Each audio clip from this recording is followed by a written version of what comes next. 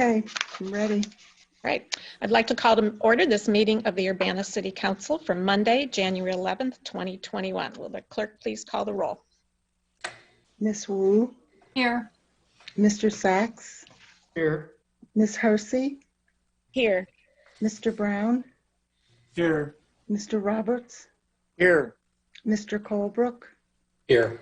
Mr. Miller, Here. Mayor Marlin. Here. Before we go farther, Eric, you're very faint when you've responded. Could you turn up your audio or move closer to your computer? That'll work. How's this? That's much better. Thank you. Okay. Approval of minutes of the previous meeting from January 4th, 2021. Is there a motion? I'll make the motion to approve those minutes. I'll second it. Moved by Jared, seconded by Bill Colebrook. Any corrections? Okay, will the clerk please call the roll? Ms. Wu, Yes. Mr. Sachs, Yes.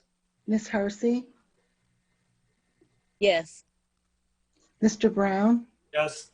Mr. Roberts, Yes. Mr. Colebrook, Yes. Mr. Miller. Yes. That motion passes. Any additions to the agenda? I don't believe there are any. I would like to ask the council if you would consider rearranging the order of the agenda so we could move the appointments up to be the next agenda item rather than waiting till the very end. That would be moving item I, new business, which is just the appointments to boards and commissions, up under item C. Certainly, I'll make a motion that we do that, make the adjustment to the agenda and move the appointments up to, where is it that you indicated? Actually next, so it'd be after item C. Okay, there it is, after item C.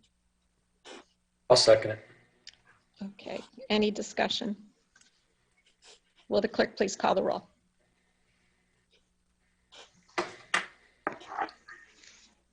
Ms. Wu, Yes. Mr. Sachs, Yes. Ms. Hersey, Yes. Mr. Brown, Yes. Mr. Roberts, Yes. Mr. Colebrook, Yes. Mr. Miller, Yes. Is that it? That motion passes. All right. I have before you tonight appointments for, I lost my agenda, appointments for 3 seats. 2 seats are on the Human Relations Commission, and then we have 1 for the Sustainability Advisory Commission. So for Human Relations, I'm recommending appointment of Julie Robinson Schaefer. These are both of these appointments for terms ending June 30th, 2023. So Julie Robinson Schaefer is a 19-year resident of Urbana, Associate Director for Negotiations in the Sponsored Programs Administration at the U of I at Urbana-Champaign. She provides leadership management to the negotiation section, research, interprets relevant regulations, guidelines, and standards. She believes in the health of the community, its members, and has a strong commitment to ensuring fair and equal access to housing, stable employment, and municipal services. And I will add, participating in the interviews for these 2 positions were the commission chair, Fran Resnick, and board member Fran Rigberg, and board member Pete Resnick. One of the things that struck us also when we interviewed Julie was her extensive experience in understanding contracts, interpreting the language, and dealing with a wide variety of people in the course of her work, all of which are useful skills and experience to have in the Human Relations Commission.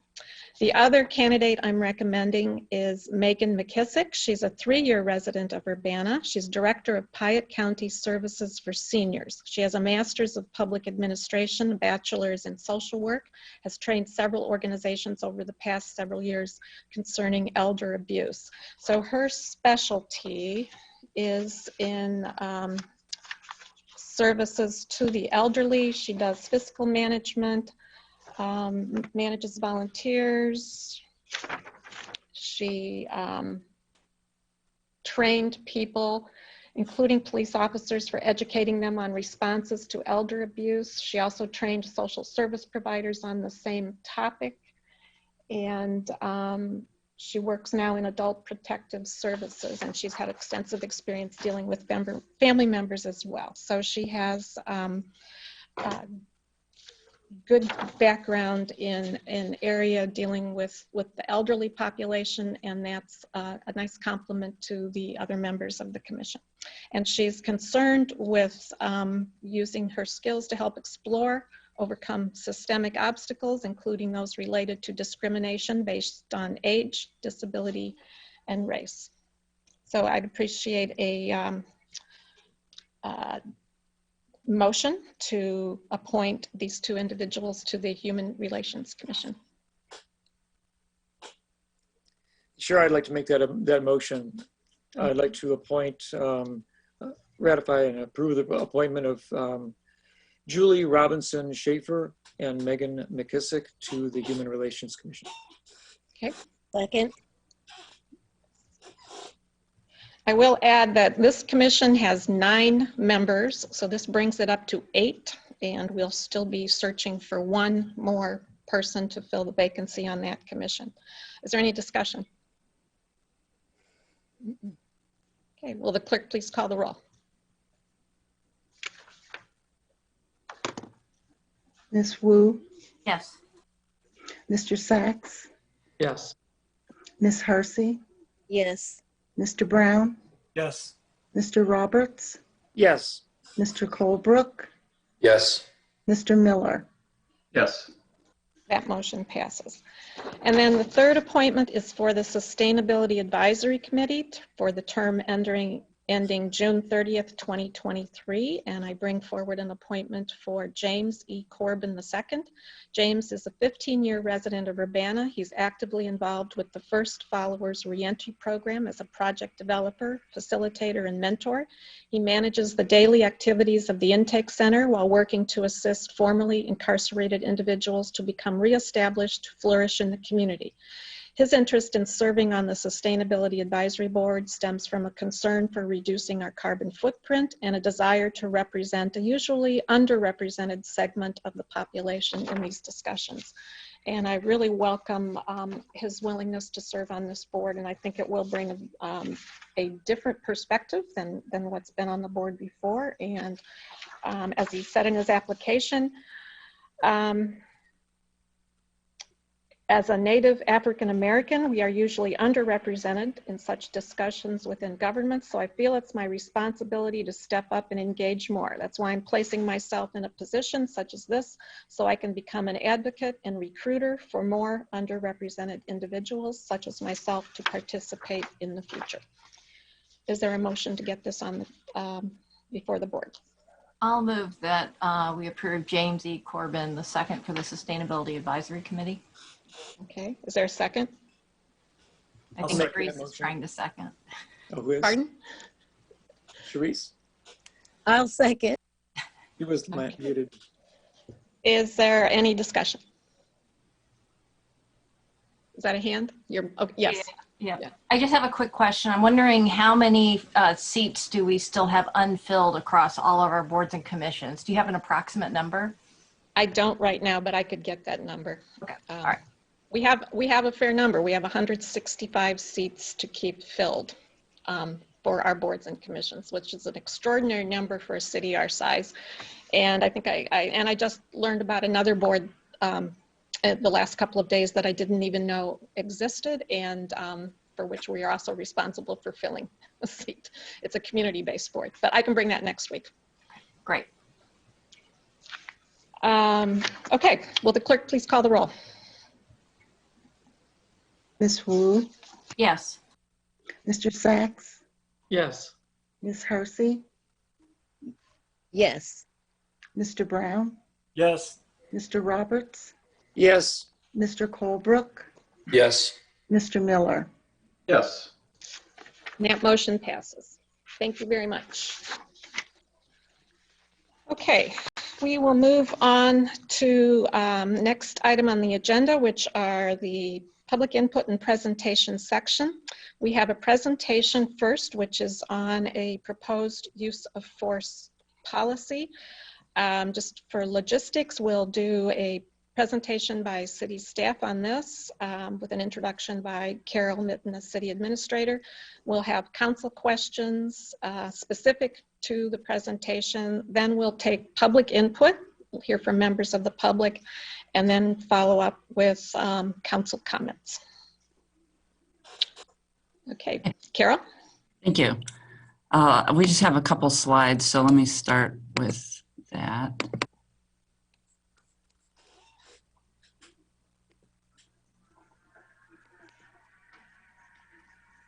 Oops. Here we go. I don't know what I did to make it look like that, but. Hey, Carol, just so you know, I think Jason Liggett is also prepared to run the slides tonight as well. Oh, really? Okay, maybe that would be better. Jason, if you could help us out, please. Thank you.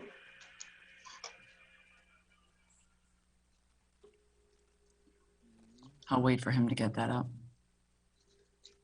Yeah, we're pulling it up now. Give us just a Thanks, moment. Jason. Uh-huh.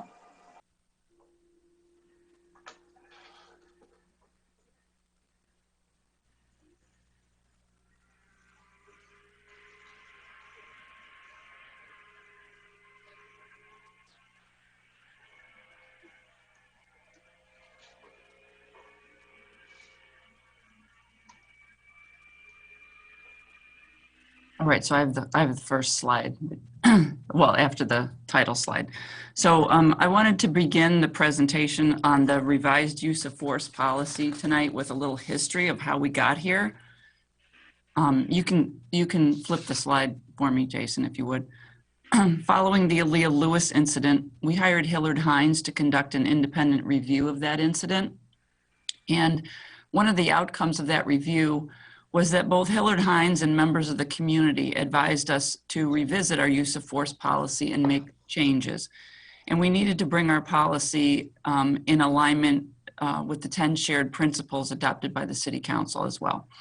So on November 12th and 13th of last year, we held 3 listening sessions on the use of force policy.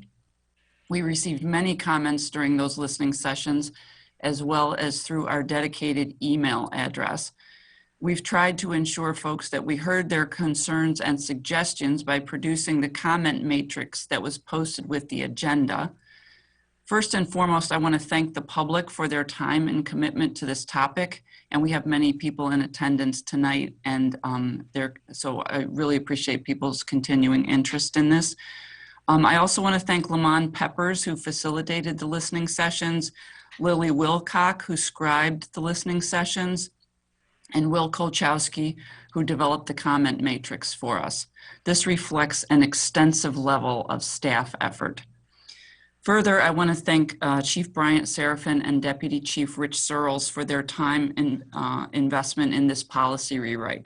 It has been a significant commitment of their personal time. We believe the time investment was warranted because of the local and national concerns regarding use of force by the police. And as Chief Serafin can tell you, this revised policy reflects not only what we heard from our local community, but reflects model policies and best practices of other communities. So I'll let him take it from this point, and you can go ahead and flip the slide. There you go. Thank you. All right. Good evening, council, citizens, and officers, and anyone else who's listening tonight or watching this in a recorded version. Before I actually get into the content of this slide, I wanted to just share a couple of opening remarks as well. I'm in my 27th year of doing policing in Urbana, Illinois, and these sort of guiding documents are sort of living and breathing, and they change over time. When I started, they handed me one 3-ring binder called the Rules and Regulations book. And then I had another book called Policies and Procedures. And then shortly thereafter, we changed that and they gave me a directives manual, sort of combining both of those. We then had probably lived under that director's manual for a while, but as many people know, we then moved to Lexipol. So we then were taking those things and trying to, how do we marry this and get these, all these documents sort of intertwined and so that they're rowing the same direction. And as Carol has said tonight, what you've had a chance to look at is an effort to try to get all of these recipes together and all of the cooks in the kitchen to try to come up with a document that reflects a lot of different concerns and is usable. Because I think that's very important here. This has to be a document that can be usable. We can't have a 500-page document with regards to this. Officers have to be able to synthesize this and use this effectively. So, as she has said, in addition to things like the listening sessions and public comments and emails and other police department references, we looked at the International Association of Chiefs of Police model policy, and some of the, and Hillard Hines, some of their input. And so all of these things, hopefully tonight, will be a document that we think is close. Is it exactly finished? That's why we're here tonight, to get a little bit more feedback. I see there's quite a few participants tonight, so we'll be able to hear. Matter of fact, I think since I've come down the room, I've gotten a couple more emails here. So we understand that, and I want to try to take this again, try to make this the best that we can. As many of you are aware, of course, the state of Illinois legislature is working on some other police reforms right now. So of course, there yet would be another thing that we would try to push together and see how we can make all these things, these marry up. One of the things I wanted to do again here is sort of set a little bit of context of use of force. That in the last 10 years or so, we roughly have somewhere in the neighborhood of 25 to 30,000 contacts every year. We use force in about 100 to 140 instances of those, if you will. And the one of the things that, and you'll see on here, you see a couple of extra bullet points we added. We thought it might be sort of helpful just to make sure that everyone knows that a lot of these uses of force are relatively, these are low frequency events. Granted, they're a high impact sort of occurrence on the citizen, and that it makes a difference, and that's one of the reasons why in this instance, this use of force policy we wanted to have out.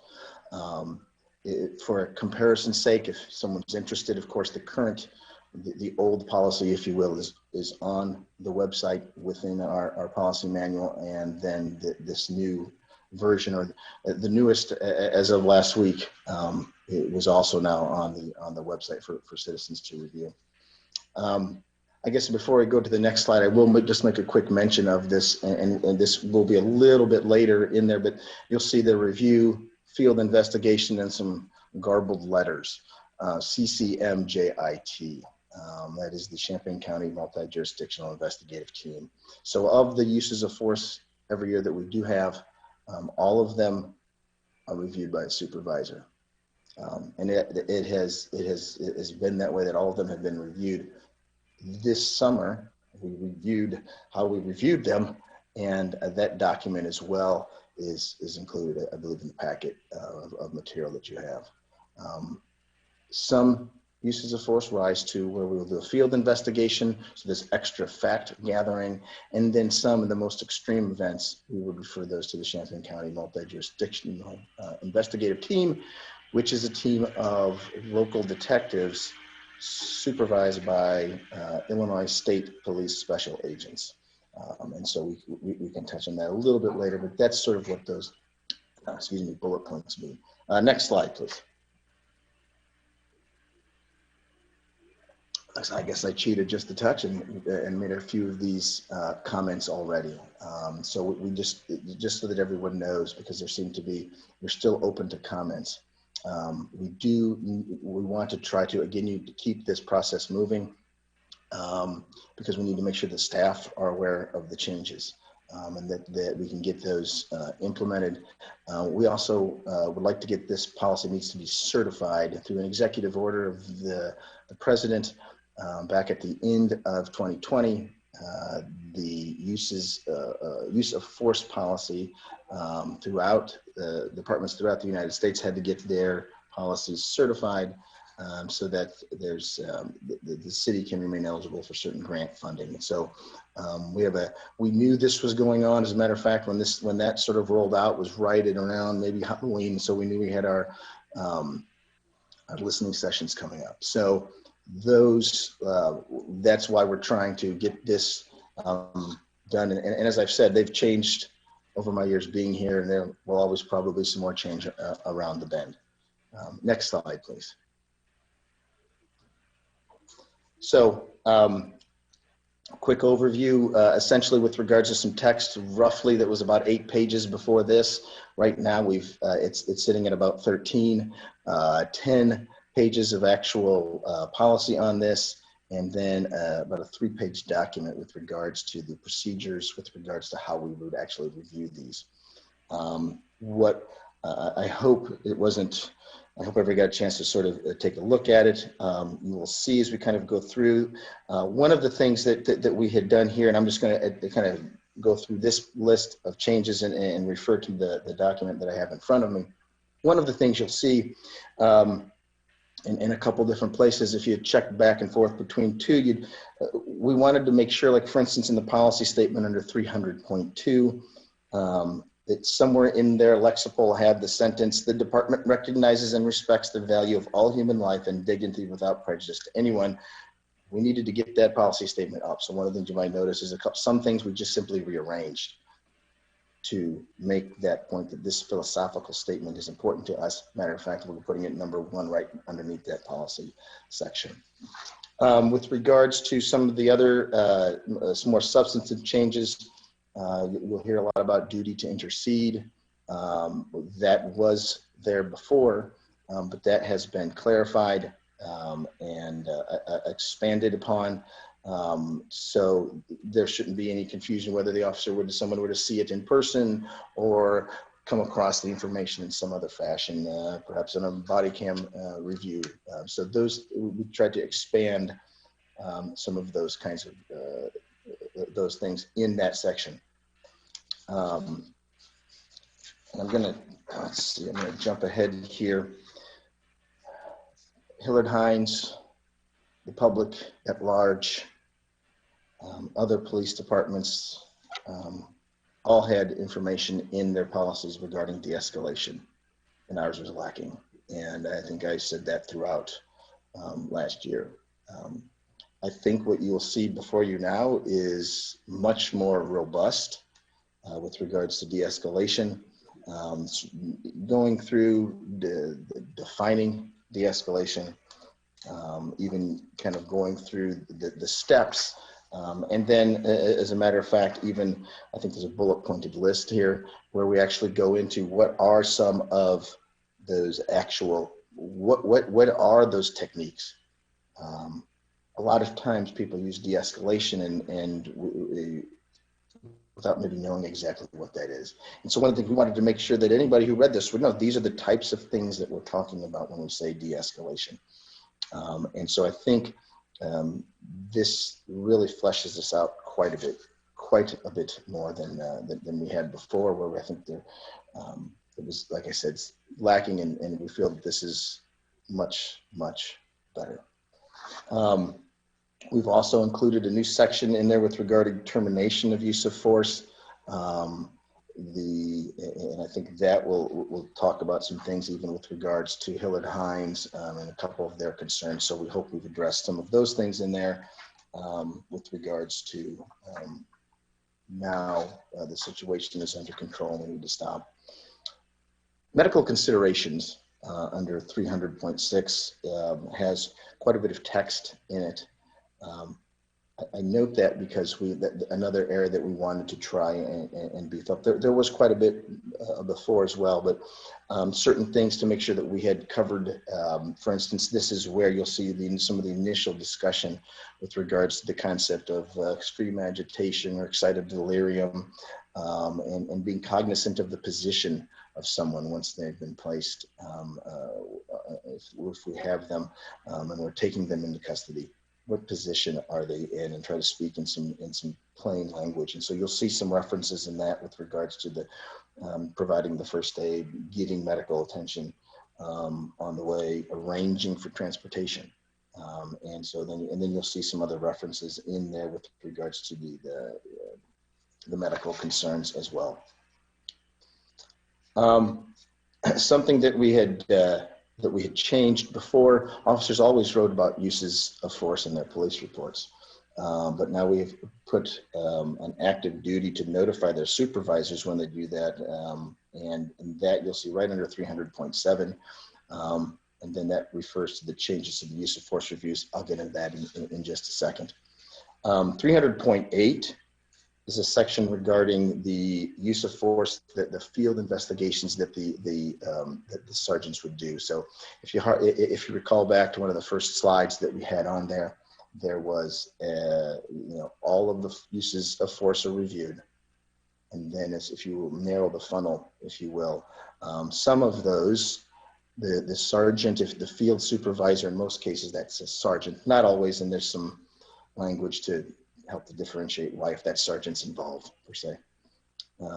But those field supervisors would then, when do they have to do a use of force investigation? And with there, I believe, were 7 conditions in the old policy as to when we wanted that to occur. This one actually, we've almost doubled that to 13 different situations where we want that sergeant to come out and to make some of those initial assessments and collect that information. So that's, I guess, the first half of 300.8. When you move into the second half of 300.8, you'll notice it switches to Roman numerals, and in there, that's actually helping to guide that sergeant. Well, what do we want you to do when you conduct this investigation? And so these are some specific steps we want them to take. And so within that policy, you'll see it's fairly concrete with regards to what we want them to do. And you'll see, for instance, in Roman numeral 2, which is just to conduct that actual investigation. And most police investigations usually consist of 4 basic building blocks. And they're going to talk to, in this particular, they're going to review a statement, information from the officer, information from the subject upon whom force was used, and then information from any witnesses. And then finally, any crime scene physical evidence concerns, whether that's body camera, surveillance camera, clothing, blood, weapons, any of those kinds of things that we want to make sure that it gets taken care of right away. And so that's where we have this, the officers, the supervisors conducting those field level investigations as soon as they can. And I think that one other thing that I wanted to mention here, you'll see the use of force review board. That there's a separate policy on that, and we're that is changes there remain to be completed yet, but we wanted to at least mention it in this particular policy. And finally, there's some of the procedural changes with regards to when we conduct use of force investigations versus reviews. And if you actually, if you're moving along with me, the last page actually does a pretty good job of when we do the sort of saying these are the steps. Under page 3, you'll see 3 columns, and it kind of guides the reader through use of force when we're going to have a field. We're not going to do a field investigation. A simple review is appropriate because it's very low level use, a mid-range level use, and there's some additional steps. And then if it rises to a more substantial level, if there's a deadly force encounter, an incident, those types of things, that would be that third and final column. Thank you, Jason, for the slides. You can take that down. That's the overview of this that I wanted to give everyone tonight.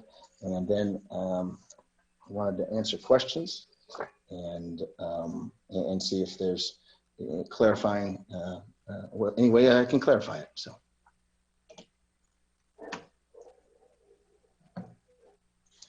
Are there questions for Chief Seraphin? Jared. Jared.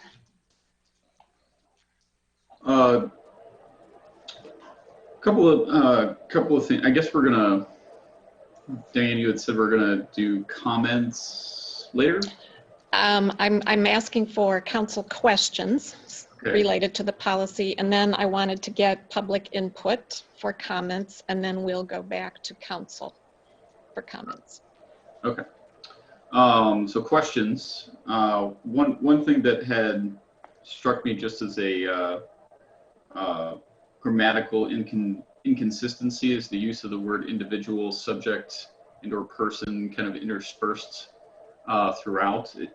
I know there were instances and some where subject was replaced with individuals in the new one from the old one, and then in other instances it was the opposite where it said individual and then it was replaced with subject. Is there a method to the madness that's going on there, or does there just need to be some editing consistency in the final document? I'll tell you that I think that's more likely an artifact of multiple people working on this and again, several cooks in the kitchen. So yeah, if we think we need to, and we've had multiple reads over this document, but yeah, I think that's mostly probably just an artifact of too many cooks in the kitchen, perhaps, Jared. Okay, I've got a couple others, but I'm sure others have some as well. I just wanted to ask that one because it had stood out to me immediately. Mary Alice. Thank you, Brian and Carol and everybody else who is involved with this process. This is a huge undertaking. I think, in my opinion, the two big things that the public is interested in is the de-escalation and also in the misuse of force. So I just want to talk about those two things first. So I think it's great that we now have a pretty robust information about de-escalation. In the very first part of the policy, 300.3, where we talk about just what is the use of force, there's a sentence that says tactical de-escalation should be used whenever feasible. And I'm wondering if we can make it a little bit stronger and basically say tactical de-escalation should be used first before force whenever feasible. So we really emphasize that de-escalation is a priority within the policy when it's possible. So that's kind of my first, I guess it's a comment, it's not a question. I wanted to know if what your thoughts were on that. If you want to take that back to the group that's working on that, that's fine, you can say that, but. You know, Mary Alice, and that's, matter of fact, this is one of those things as we worked through this and the Lexipol web interface, you write on it and you work on it and you accept and then you make more changes and then gather, and people are doing this and we've had subsequent meetings and then wait a minute, well they don't have Lexipol sign-ons, we got to get them a PDF to read it. And so no, I'm not offended by that. I think there's always, one of the things that you'll see is that always and never types of things are always kind of, not a huge fan. And so what I want to make sure is, and so like some feedback, like you said there, is reasonable. And then my second question has to do with misuse of force. So I did look up the disciplinary policy because the disciplinary policy is separate from the use of force. And of course, there's multiple different kinds of use of force, from pulling out your gun but not using it to ultimately, which would be horrible if there was actually a shot. So I'm wondering, I'm just trying to figure out how this relates to the disciplinary policy. How this policy. Yeah, so essentially what happens is, and that's sort of why that procedural last guideline is pages, or those last three, that the rewrite we did was important. So that we get a sense of is, again, and I know that was one of the, I say this, you'll hear me say it tonight, and it's not necessarily reasonable is the standard. And I want to, and what is reasonable, and that varies depending on the situation, the skills of the subject, the skills of the officer, and all sorts of other factors. So you'll hear me say that tonight, and it's not that I guess I'm trying to avoid anything, but I just want to just say that's the language of the case law on this topic. with regards to whether the force was reasonable or not, then we would go into and look into how unreasonable was it.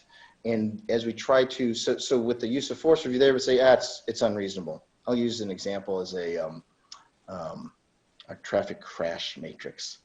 And I think it was my friend Charisse who, when we were talking about some stuff before, was, do you have a matrix for this? And that's, well, if there's this much damage to the car and it's their first offense, then they get this. And it was quite a lot of acrobatics to try to build that. In this particular case, when it comes to a lot of our discipline, is it unreasonable? And if it is, then, well, how unreasonable? What are the circumstances? What are all the other bits that flow into this? What do we have to consider as an aggravating factor? What is a mitigating factor? And it's those sorts of issues that come into play later. So first, is it unreasonable? And then to what degree? And that's how we kind of wedge it into or deal with the disciplinary policy. So I think in the disciplinary policy, it talks about training, kind of getting written up on administrative leave. It keeps escalating, right? And so forth. And you don't have to answer this right now, but I think it would be interesting to take this policy a little bit and at least talk about the administrative leave. When is it reasonable under some kind of scenarios when it would be reasonable to put somebody on administrative leave in terms of a violation of use of force? But as I said, that probably will take a little bit of time to think about. I'll hold off on my rest of my questions and let other people have an opportunity. Charisse and then Dennis. Hi, Brian. Hello, Charisse. I just wanted to thank you for going through this, your use of force policy and breaking down, everything so that your average citizen can kind of understand what's going on. But the other thing I wanted to add, well, not add, but have you considered, because when I look at your de-escalation techniques, and one of the things that I have mentioned before is that maybe, just like an officer has to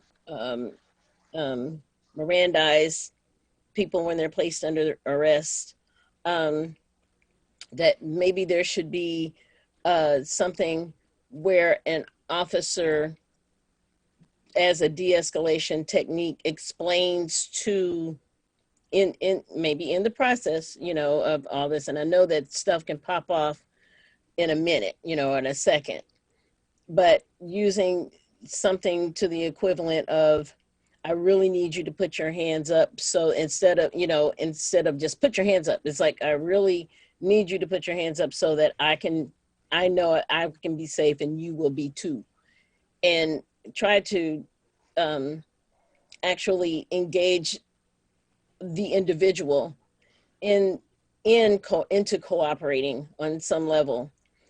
I know I want to hear your explanation, sir, but I really need to put, handcuffs on you so that you will be safe and I will be too, type of verbal talk. Is that Sure. to, considering, and of course it would be dependent upon any kind of situation, but to even have that kind of thing written into a de-escalation, the de-escalation technique of, I think it makes a difference if a person doesn't feel like they are a criminal first off. So sort of what you've done is begin to go down the road of the verbal judo instruction manual. Okay. One of the tenets of verbal judo is people want to be asked, not told. And so that is one of the tenets that we teach. I guess I will just say specifically with regards to some of this, I thought so for instance, so you sort of described, I glanced down as you were talking, persuasion or even building rapport, something that officers, that we want them to do. And depending on a variety of circumstances, and you'll see something on, I think that is on page 5 as well, distance plus cover equals time. Time is something that really helps to dictate the effectiveness and how we can use de-escalation. And if we have distance between us and the subject, if we have cover, that helps to give us time. Now, as those variables change, maybe we don't, but so what you've talked about, Sharice, is like I said, you started to go down the road of exactly what some of the concepts are in verbal judo. I think our policy here, we want to name those. I don't think we're going to necessarily be able to teach the verbal judo methodology or verbal persuasion or whatever the current exact name is. But by God, 27 years ago, it was verbal judo. But that's kind of it's exactly what you've talked about. And that is what the officers are trained in. I think with regards to a policy, as long as we've at least mentioned, these are some of these 8 things like the persuasion, like empathy. I think we're down the right track, at least for a policy. I just, I just think it would be good on some level. I know I see the, lines of communication, maintaining open lines of communication between officers and communicating effectively with the subject are critically important. And so, I know how society and cultures evolve as years go on. 30 years ago, it was being hard on crime or whatever. And now we're actually trying to be more human with crime. So Right. I was just thinking that maybe in giving some of those examples of the verbal warning, persuasion, diffusion, empathy, redirecting, if you offer at least a sentence Sure. or something that could possibly be used by the police to just, and they can come up with their own, but to think in Right. terms regarding whatever the situation is what you would be able to use. So, yeah, and I guess there might be, so I think what the question is there a way with some of my verbal judo experts, can we give some examples or beef this up a little bit more and get a little more text on there instead of just a laundry list of the different techniques, but to get a little more. This is a good example of, just like you give us examples of particular scenarios that may happen so that we can get an idea of what officers go through. I would just like to see, 1 or 2 examples of something an officer might be able to say to calm a person down. Okay, thank you. Thank you. Any other questions from Dennis? You're muted. Yeah, thanks. I wanted to have a little bit of a clarification on one of the items that is in a list on page 3, factors used to determine the reasonableness of force, which seems to me a difficult area to act upon in a thoughtful way. And that is when the person that has been stopped appears to be ready to fly or decides to flee the area rather than to interact with the police. What techniques is the police force interested in pursuing as far as a subject that begins to run? I think Dennis, it sort of will depend on the variety of several different factors. So for instance, if indeed it's a bank robbery that occurred or the gas station was robbed and we come out and it's a suspect description is white male with a green shirt and I'm nearby and I'm there and I see the police and I take off running, that's a factor that we can consider to indeed say, yes, indeed, this is somebody who he matches the description, he's in the area, and et cetera, et cetera. Flight alone is a slightly different scenario, and that's, I think, what we're trying to show you. This is these are all of the factors to consider, and so I try to parse one out exactly. I don't know if that's necessarily going to be totally useful, but again, there are court cases with regards to flight alone in certain areas where time is, where crime has happened and there have been certain things, and flight alone is a factor. So I guess it's just this list, whatever, I think it wasn't under R or something, is rather extensive to try to come up with all the different factors. Yeah, I know. I mean, but you're going to run into this. I mean, there may be a person who, you know, the police are questioning because they're standing on somebody's lawn, say, or something. You know, maybe there's been a call, possible trespass or something. If the person is not wanting to interact with you and it starts to run behind the house, I mean, what's the response of the police department? Are they going to get in their cop car and go around to the next block to intercede them? Are they going to send somebody to run after the individual and tackle them?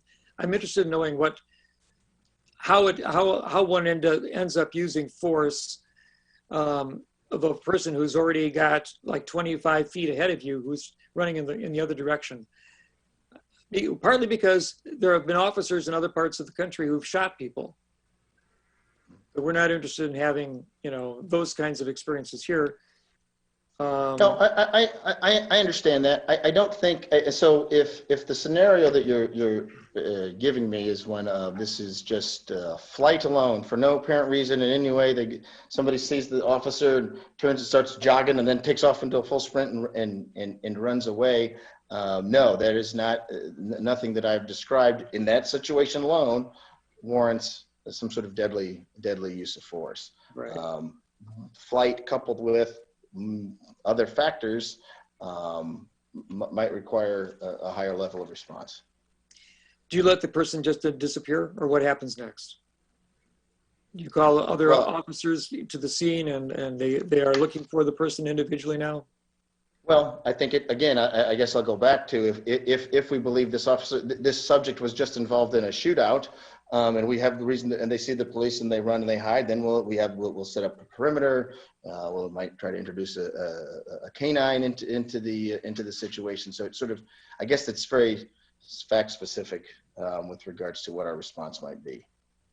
Okay, just thought I'd ask. It's an interesting point for me to wonder Sure. about. Any other council members have a question? I want to make sure everyone who hasn't had a chance yet, Jared first. No other hands. Is that Eric? Okay. Out of curiosity, what is the de-escalation training for the force? So it's a verbal persuasion, I think is actually what it's called now. It's 8 hours at the Police Training Institute where they're first exposed to that. What's interesting about the timeline, when you have 14 weeks of training, they try to front load that 8 hour block. I don't know if it's all at once or 2 4 hour blocks, but they try to get that introduction in early on. They do that so that as the training progresses, they can then utilize some of the concepts that they've learned. And so when you move on to other events throughout your training, whether you're doing there's a whole recipe, if you will, for how to conduct a traffic stop and what the correct lingo should be. And so all of those things, so they'll use those throughout. They'll use them, they'll do them throughout. They have little mock apartments, living dwellings where the officers will then get to practice their techniques on role players. Upon graduation, then the officers continue to use those during the field training time. We then have some sort of annual refresher where we do some sort of verbal judo type event, refresher training. Might be an hour or two. Sometimes it's video work. Sometimes it's other more hands-on type materials. So the basic training, though, does occur at the Police Training Institute. Okay. Any other questions from people who haven't asked yet? Okay, we'll go to Jared then.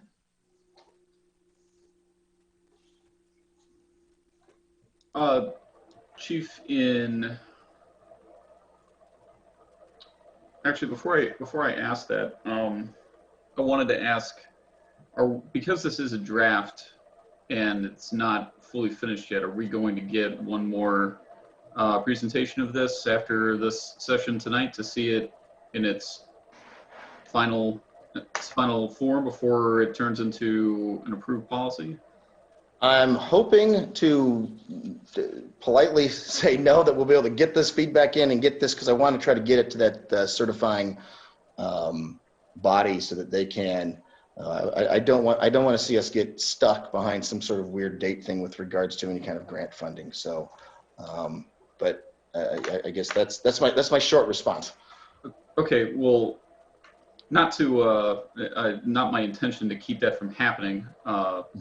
Just to say that even if it needs to become finalized in order to get that done, Right. that at least, because it's not like it doesn't, we can't go back and look at it again after that's over. It's just, you Correct. have a formal process that needs to be done prior, and I understand that.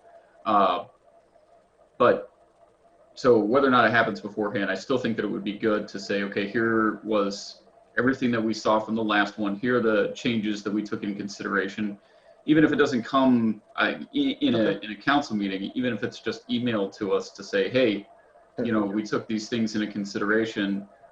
Here, on page 4, we changed, this should to shall. We changed, we added this, et cetera, et cetera, et cetera, just to see what's come from the input given tonight.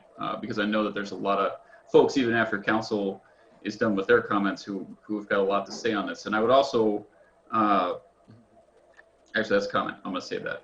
So question. I will answer that. That sounded like a question, and yes, there will be another updated version circulated so people can see that it reflects the comments that were made tonight as much as possible. Great. I was going to lead into a comment, but I'm going to keep it with a question. So one question is now I got to go find it again. 300.2.1, duty to intercede and report. First sentence, any officer present and observing another law enforcement officer or member using force that is clearly blah, blah, blah, blah, blah. What is the purpose of the or a member? Is there supposed to be something that follows after that, or a member of law enforcement, or I'm confused. Fair enough. And that's a Lexipol artifact. So they have some lingo. When you come on board, you use certain you fill out certain surveys. We have this, we have that, and then they push that in there. I can't tell you exactly. Member of the police department. So that could be just another sort of grammatical thing that we could knock out. But yes, that's all. It's a Lexipol artifact. Okay, so doesn't necessarily need to be in there. The or a member. Yeah, I'd have to double check and see at somewhere in the beginning it defines member. So I suppose one might argue that if a front desk clerk were to see something, they have a duty to at least report as well. But I'd have to go back and actually double check exactly the definition of how member is decided. Okay.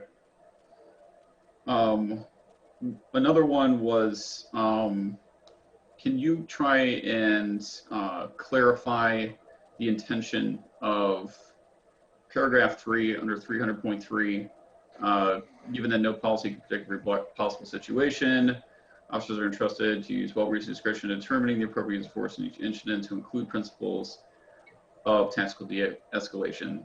Because to me, that kind of sounds like they're allowed to disregard de-escalation, but I don't know. I'm confused about the intention of that paragraph. Can you elaborate?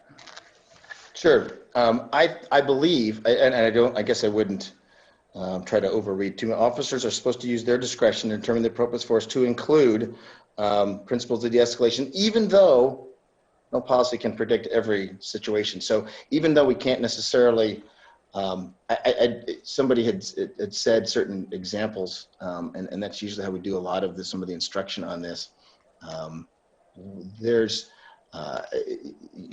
discussion here about chokeholds, and the banning of chokeholds and those kinds of things.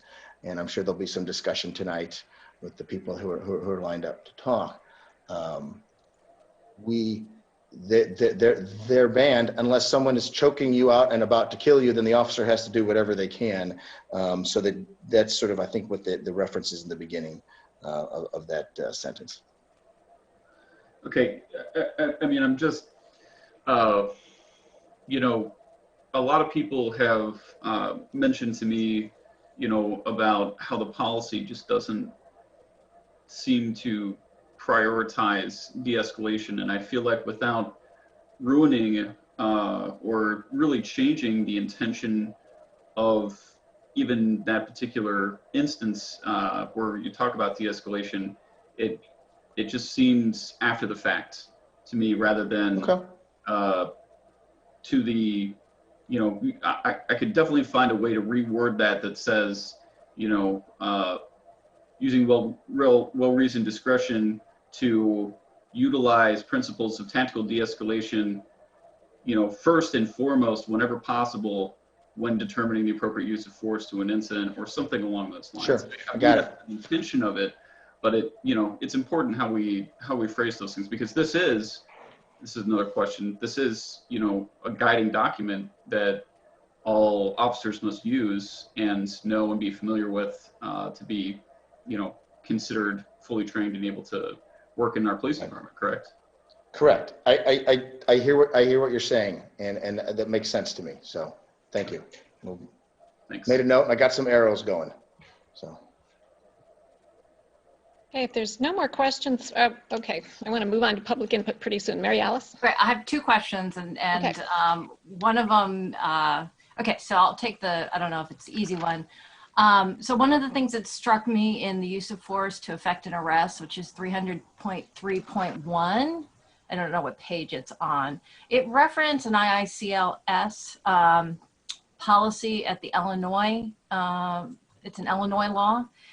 The thing that struck me was that the very first sentence, an officer may use any force which they reasonably believe to be necessary to effect an arrest. So the phrase any force kind of struck me. So I went and looked up that law, and the law itself actually has that sentence word for word. But in addition to that, it also has this kind of however with deadly force. And so I thought, I don't want to make the policy really, really long, but I thought that was really important to include, especially since we're talking about deadly force. Do you know what I'm talking about, Brian? Yeah, I know. And I know, as a matter of fact, during our review of this, we went and did the exact same thing. Let's pull up the Illinois compiled statutes. Let's look at this. Let's read it. And because we're like, is that exactly what that says? And Yes. Yep, that's exactly what the law says. I'd have to compare it to the deadly force portion under 300.4, Mary Alice, because I know that there's multiple bits in there that talk about using deadly force, and perhaps maybe we need to just repeat some of it. However, maybe this we can do that at 300.3.1. We didn't want to necessarily repeat everything again, so I know 300.4 is specifically on the deadly force application, though. Okay. And then my last question, I'll just make it quick, is I'm wondering if you have any have the officers seen this? And if they have, is there any quick reaction to it? So we gave them an opportunity to give us all of their feedback as well. Like we're going through this. We're getting feedback from citizens, Champaign, Urbana, or wherever. The council's given feedback. We've had listening sessions. What say you? And I know some officers have spoken and talked. They have not yet even seen this particular document that you guys are seeing tonight yet. So. Okay, thank you. Okay.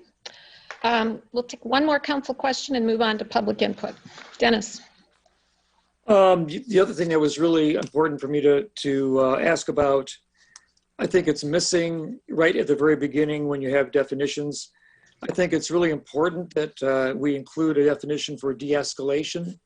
I know you have a section for it later on, and I wondered, it just seems so important in the discussion of our community right now that have you thought about adding defining de-escalation and putting that word right there in the definitions at the very beginning of this, because I think the importance is that that technique is that important. I don't disagree with that. I will tell you that those definitions with a lot of that is Lexipol. Some of that is, I think most of that actually is Lexipol stock language. So we try, when we don't have to manipulate too much of their stuff, we'll leave it alone and then go into our definition later, but we can clearly add a definition up at that section as well. That's easy enough. Really That's easy enough to accomplish. You would empower the direction that the community wants, and I Okay. request that. Yeah. Okay. Okay. All right, if council has more questions, we'll get to them afterwards, but let's move on to public input. So if you'd like to speak, please raise your hand and leave it up, and we'll get to everybody. First up is Danielle Chenoweth. Hello, can you hear me? Yes. Okay. My name is Danielle Chenoweth. I live at 412 West Illinois Street in Urbana and have lived in Urbana since 1995. I serve as the Cunningham Township Supervisor. First off, I just want to say that this use of force policy is controlled by the residents of Urbana through a majority of their council members voting to direct the chief of police to produce a policy that meets community expectations. And I strongly encourage you not to be persuaded by claims of rushing this, that this has been a long process and it needs to go through a proper process. And I would encourage you to give direction to the staff because ultimately they're accountable to you through the appointment process. To meet community expectations, I believe the use of force must do the following things. It's very important that it go beyond shielding the city and police from litigation and provide clear boundaries and consequences.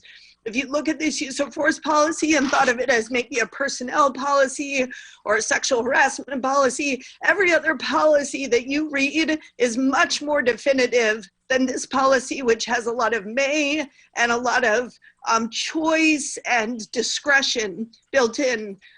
Second, the policy needs to mandate de-escalation in all cases where it can safely be done, which is the vast majority of interactions. So I'm disturbed to hear that de-escalation makes up 1.4% of the initial police training time.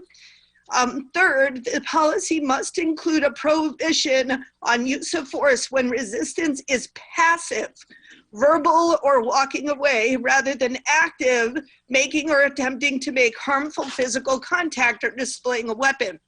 In November 11th, when the police pulled behind his van, Calvin Miller, Martell Miller's son, panicked and fled toward his mother's home.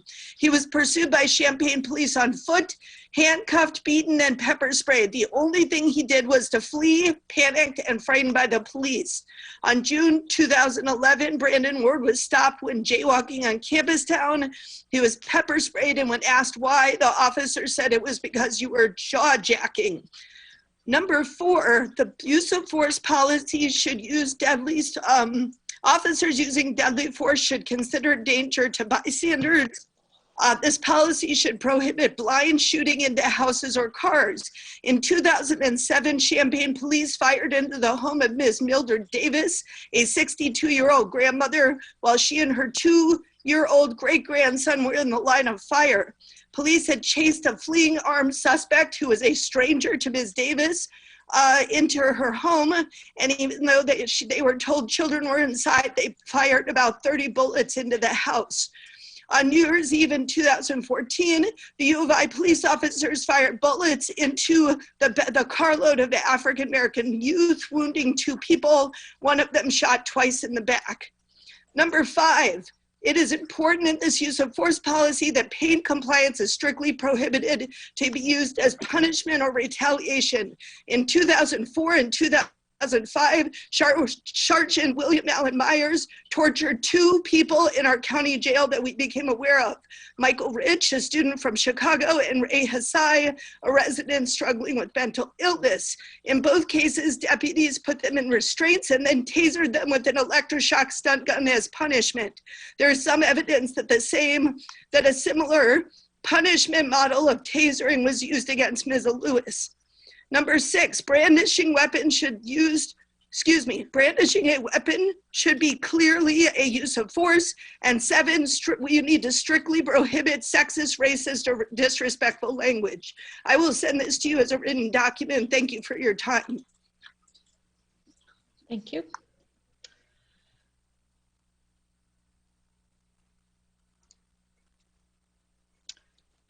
Next on the list is Alan Axelrod. Thank you. Can you hear me? Yes. Alrighty. So for those who don't know, my name is Alan Max Axelrod. I'm the campaign lead of No Hammer Shutoffs, a $0 all-volunteer grassroots campaign of 51 organizations and counting, spanning the state, north and south, east and west. We have won 4 statewide moratoria on utility shutoffs. I'm also the co-chair of the Champaign-Urbana Democratic Socialists of America.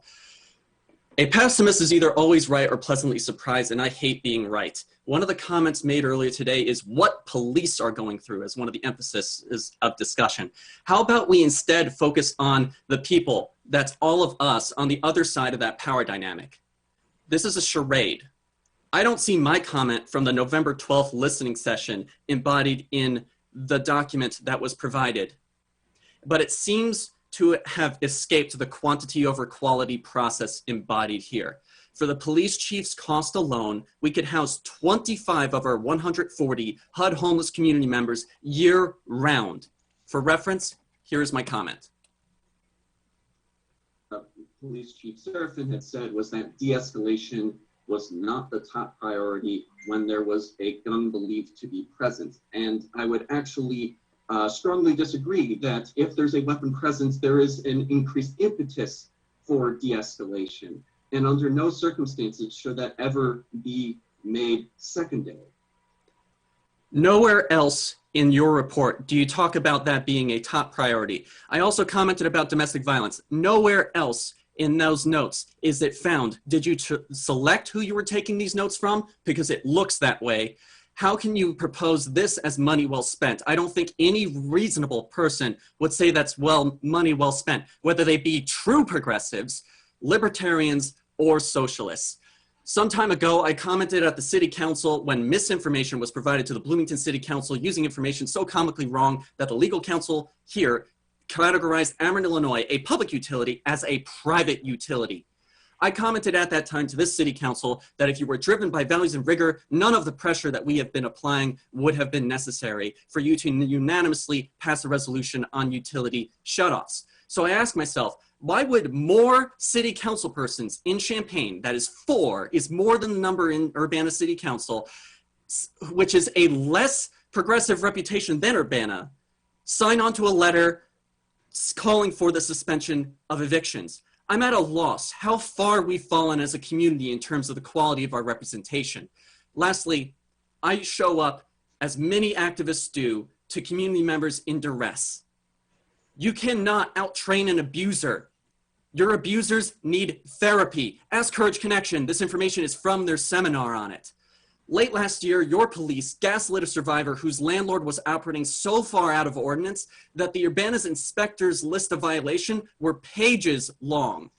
This performative reform is further proof that this city council seems to, and I would very much love to be wrong, lack the rigor and values that we need.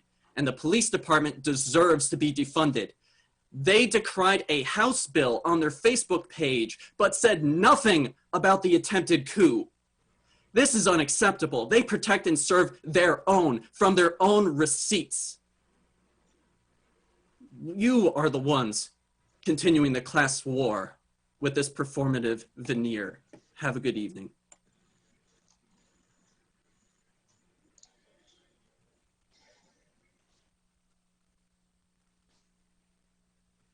Carol Spindell.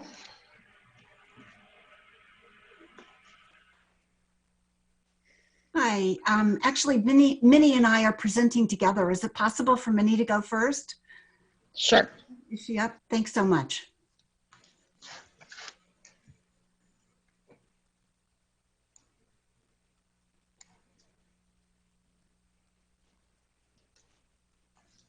Okay, can you hear me now? Yes, we can. Okay, thank you. Thank you for listening tonight. I went through the document and read quite a bit. Actually, Mary Alice and I are basically on the same page with some things that she brought to your attention first. I will not speak for the entire time, and I will yield the rest of my time to Carol because we prepared some things together. But I did want to ask about on the use of force 3003. The tactical de-escalation should be used whenever feasible. The word feasible also kind of troubled me. I thought it was a bit weak. And so I thought a better word would be shall would be better in that sentence. And also I did not see any reference or penalties for violating this policy once it's final. So I would like to see some things like that in it. And also, how would you, as police officers, be able to determine whether a person that you have come in contact with has a mental illness problem? Thank you. And I'll yield the rest of my time to Carol. We prepared for it. Well, actually, our council rules don't allow for yielding time, but we'll start the clock over at 4 minutes. All right, thank you. Thanks. Hi, okay, am I muted? I think I'm, or can you No, hear we me? can hear you, Carol. Okay, well, I'm speaking on behalf of Champaign County ACLU and NAACP Champaign County branch. We are deeply disappointed in this draft for a new use of force policy. The new policy does now contain a section on de-escalation, and this is an important policy update.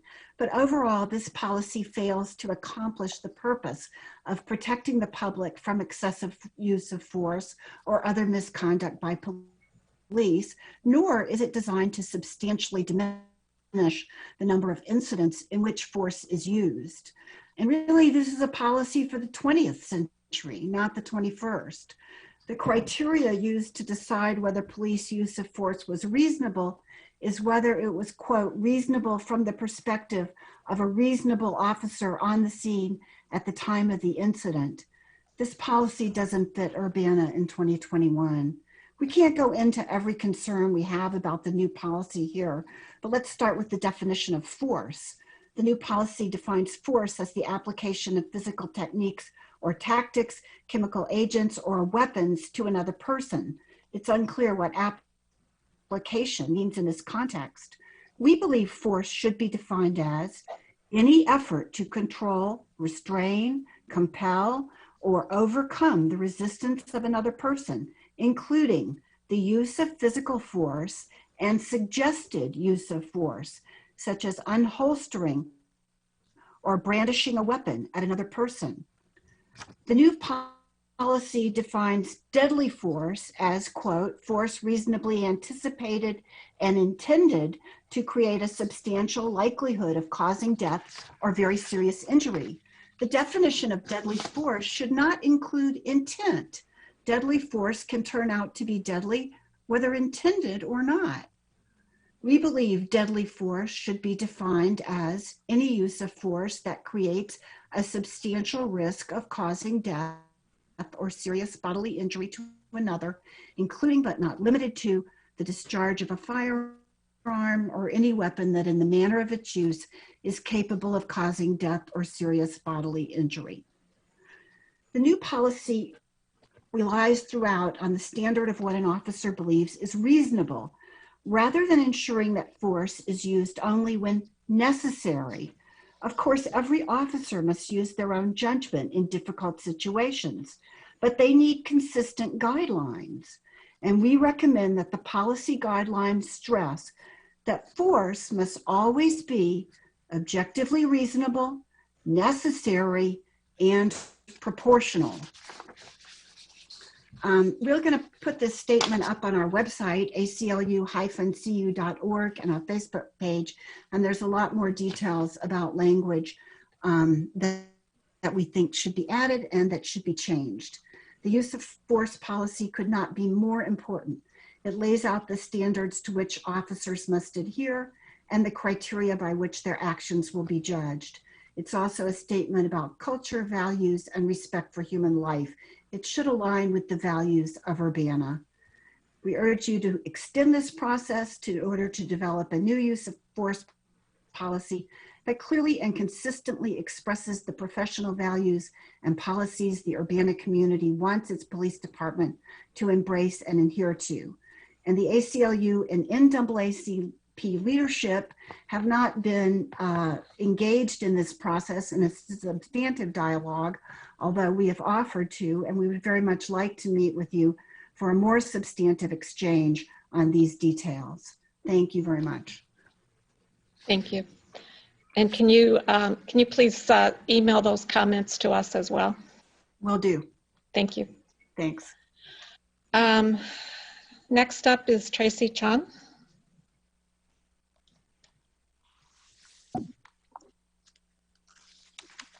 Hi, can you hear me? Yes. Hi, I'm Tracy Chong from Urbana.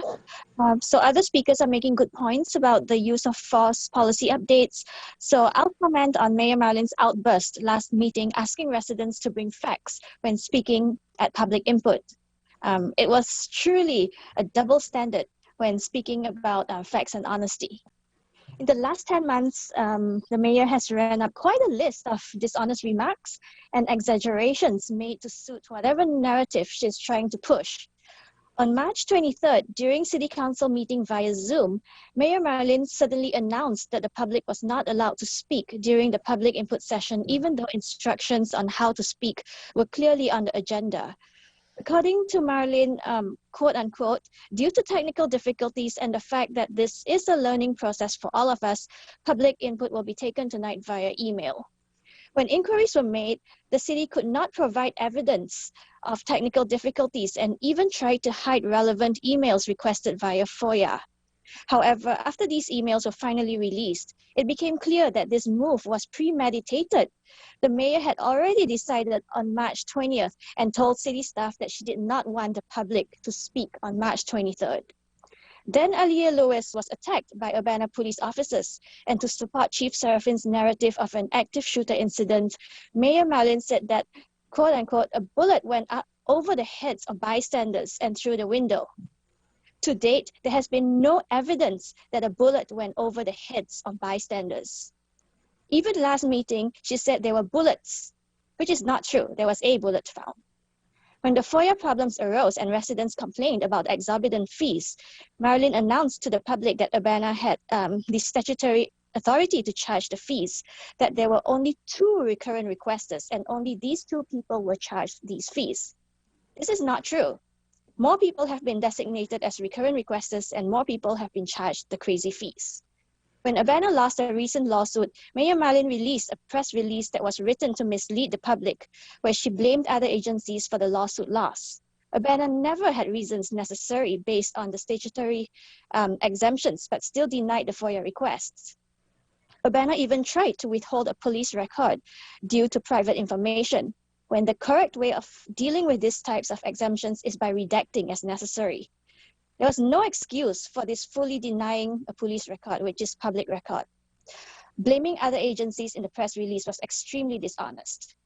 During the FOIA presentation on October 5th, Mayor Marlin chimed in and described a huge burdensome FOIA request where she said, quote unquote, it ended up being about 1,400 pages printed and the requester requested paper copies. This is not true.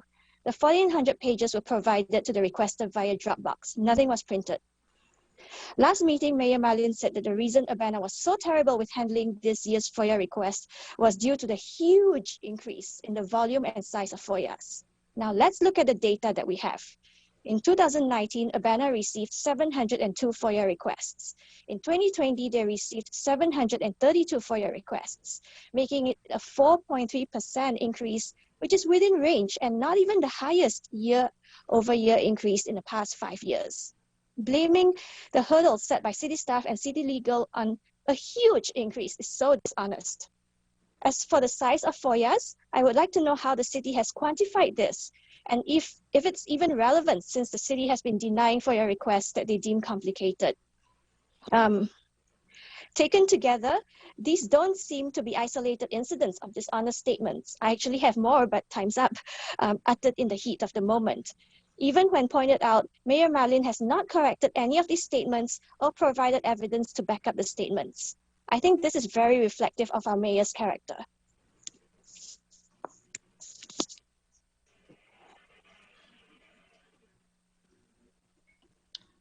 Next up is Eddie Pratt Jr.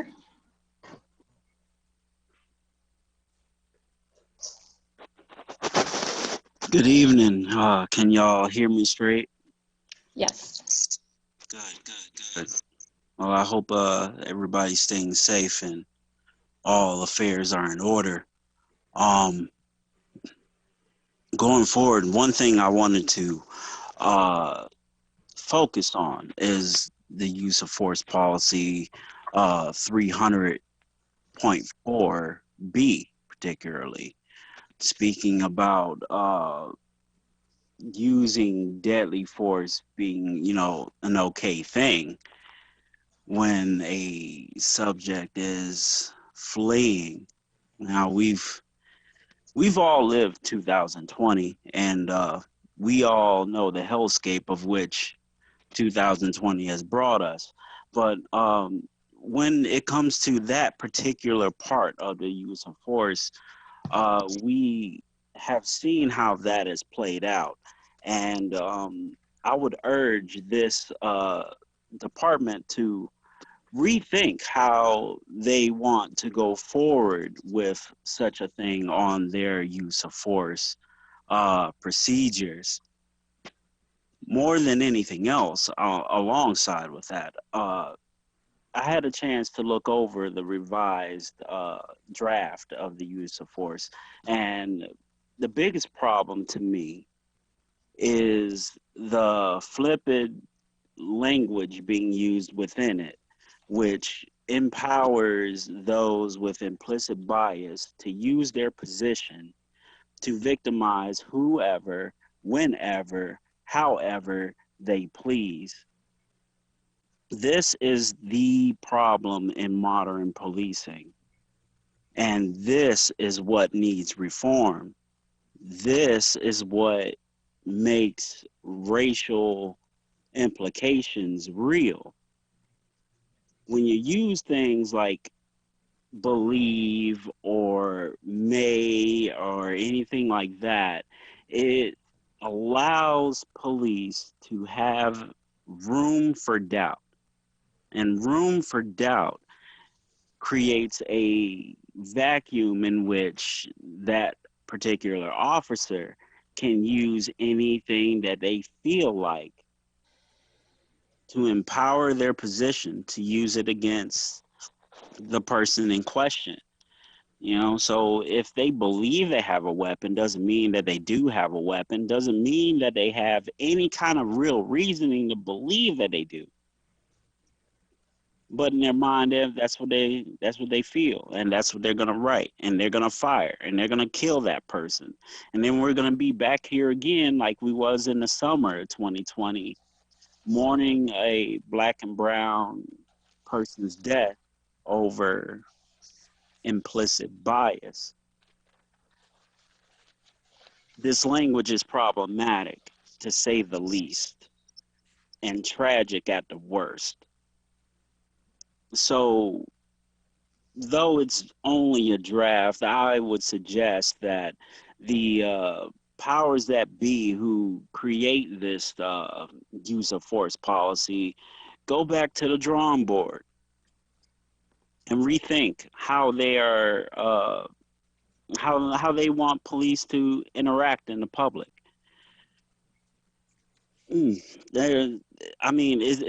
It's hard for me to really try to stay calm about, because I know what it can lead to, and I've seen these examples play out in my own life, and I hope that it doesn't play out for anyone else.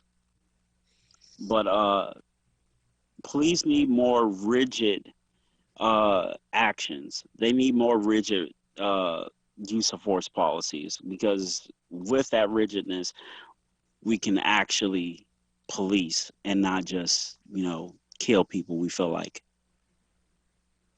Thank you. Thank you. Next up is Brian Dunn.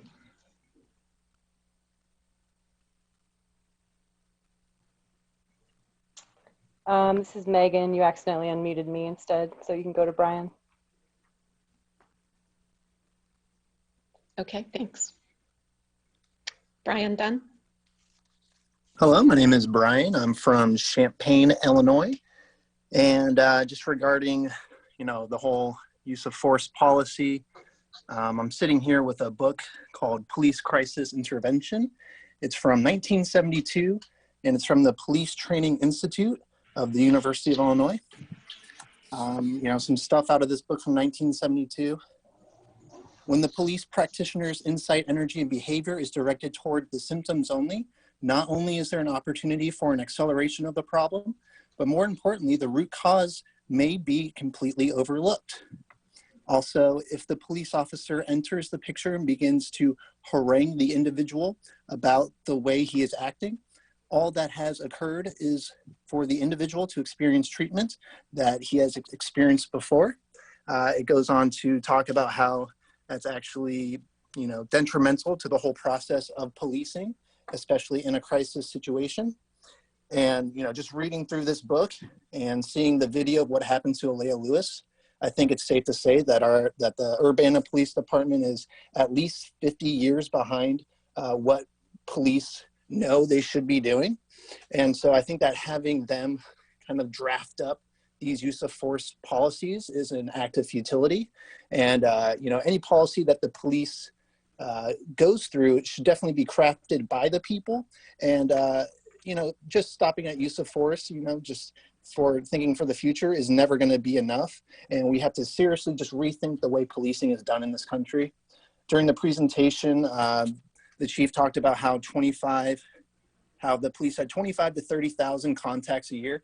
How many of those need to be police contacts? How many of those need to be people who have the salary, the equipment, the training costs of police, you know, and how many of those 30,000 contacts could be better handled by somebody with different training, with better training, or even with less training, and could be paid less, and we would have more resources to spend on other things. So, you know, this whole thing with what was presented today, I don't even think that brings us up to what police were learning about in 1972.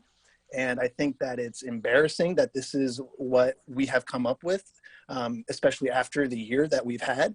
I don't see anything in that presentation that would stop what happened to Alea Lewis from occurring again, especially with how vague the language is and how much leeway the officers get. You know, letting police officers determine what is reasonable. I think that we can determine that police officers don't always have a great understanding of what is reasonable, especially looking at who is supporting these conspiracy theories like QAnon, and, you know, who is perpetrating all these, you know, brutal offenses against Black Americans.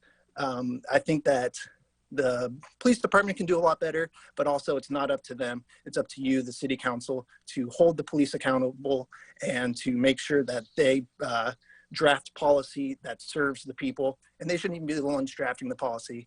We should be the ones drafting the policy. Thank you.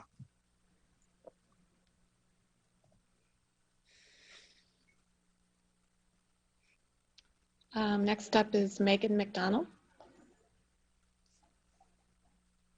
Alrighty, can you hear me? Yes. Alrighty, my name is Megan McDonald and I live and work in Ward 5. There's a lot I could speak on given how last week's meeting turned out and all the national news in between now and then. However, in the short amount of time I have, I specifically want to focus on white supremacy, who upholds it and how, because I think that really ties it all together. This past week, we had city leaders minimize my public comment for pointing out that officers in Champaign-Urbana have brutalized and killed people. While the mayor made sure to point out that Urbana police have not killed anybody in 25 years, I want to refocus the point back on what the real issue is that I was getting at, which is the culture of police violence here and everywhere and why white people protect it.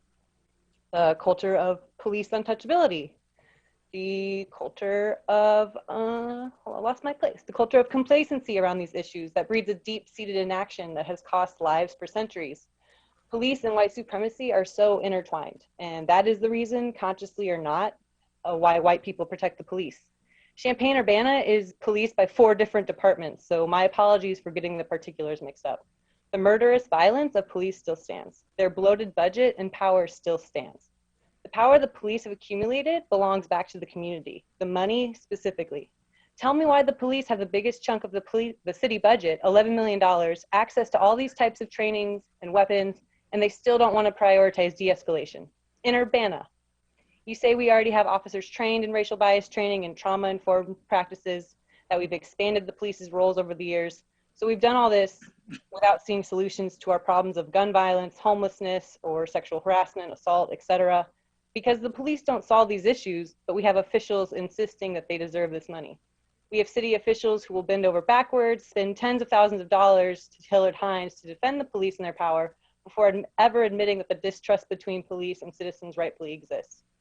I'm sure you heard that the president of the Chicago Police Union is now being called to resign after comments supporting the attack on the Capitol. 35 out of 50 Chicago alderpersons agreed that he should step down. Why do you think this man was in favor of Trump and his failed coup? Because he wanted a president who upholds racist, sexist, fascist power so he can feel safe in his male whiteness. I wonder if Urbana City Council would do the same if our police union said something in similar support. With the way 2020 went, I would say it's a fair ask to wonder if we're going to just keep bowing our heads to the mayor, the state's attorney, Chief Serafin, whoever. The National Fraternal Order of Police Union has been an open supporter of Donald Trump since 2016. And the Urbana police officers are allowed 120 hours a year to go to conventions and conferences hosted by police unions. Our city's money is being spent on these racist institutions. Why did Urbana agree to this when our limited money resources could be invested elsewhere? Speaking on that, I want to play a short clip from a panel over the summer. See if you can hear it. Something that we don't want in our communities, right? I think this is a shared thing that we do want to de-escalate, but it just seems that our, doubling the police budget has not been a good solution. I mean, you have the stats, right? You have rising police budgets, you have rises in gun crime. But budgets are going to increase over 22 years from 1998 to 2020.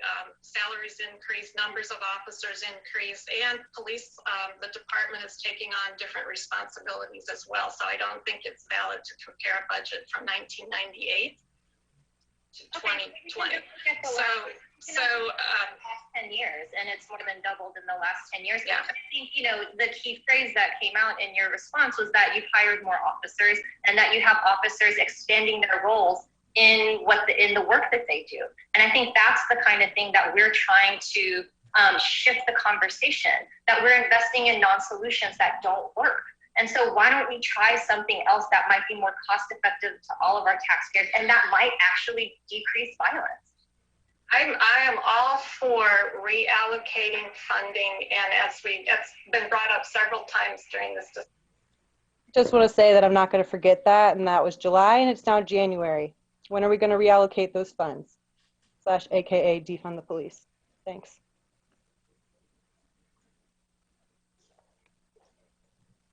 Next up is Haki. Hello, can everyone hear me? Yes.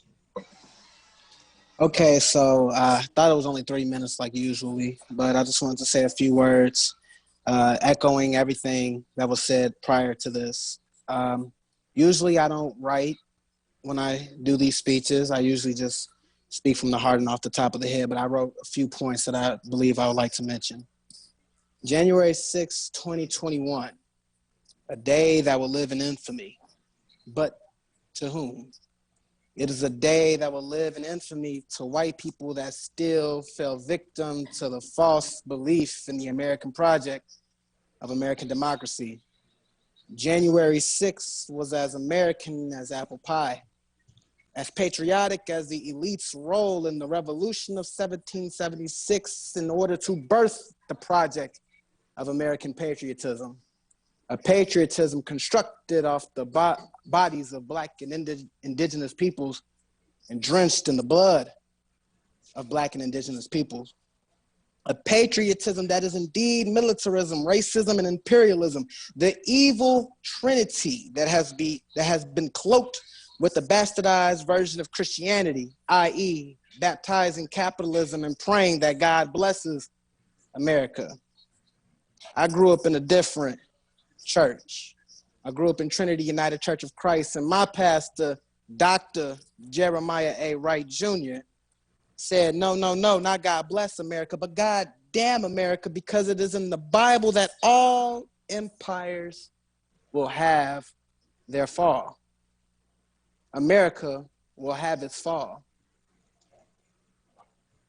The Roman civilization, their empire, had its fall. The British Empire, where the saying was, the sun never sets on Britain, that empire too fell. The French Empire fell off the impetus of Black people rising up in Haiti. Empires must fall.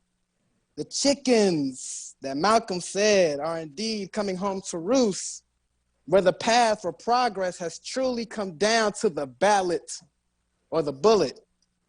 Black folks know of American patriotism that has denied our right to vote. And then when given the chance to exercise that right to vote, the power of whiteness, gone on to recess, allowed by every member of Congress, federal, state, and even local governments. Whiteness easily fought to remind us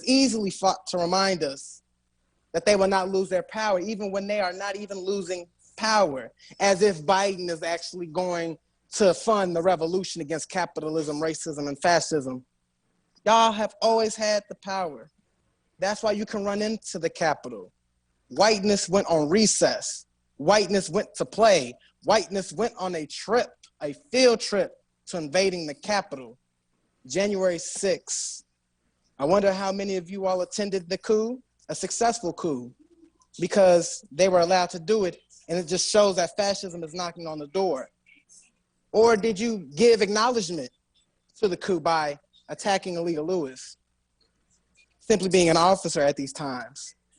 Or even attending the Back the Blue rally, the ideology that is responsible for hurting white people's feelings. Yes, white feelings, white fragility. To my white allies, because this is your fight, not mine. Black folks laughed at the spectacle on Capitol Hill. Look beyond privilege and look at exploitation. Look beyond fragility and feel empathy, because what we witnessed on January 6th is what America's been doing to Black and brown countries across the world. It is American patriotism at its finest. If you were surprised at the theatrical spectacle of true Americanism, if you were surprised, it's because you were blind to it. And I end with this. We have a few more years before this happens again, but really successful. The lines are being drawn in American history. The empire will fall. What side will you be on? Thank you. Thank you. Next up is well, actually, Reverend Underwood required some assistance. Is she still on? Dr. Underwood, did you want to speak?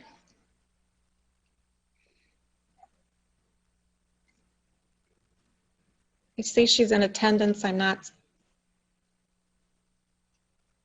Okay, we'll come back to Dr. Underwood. All right, Christopher Hansen.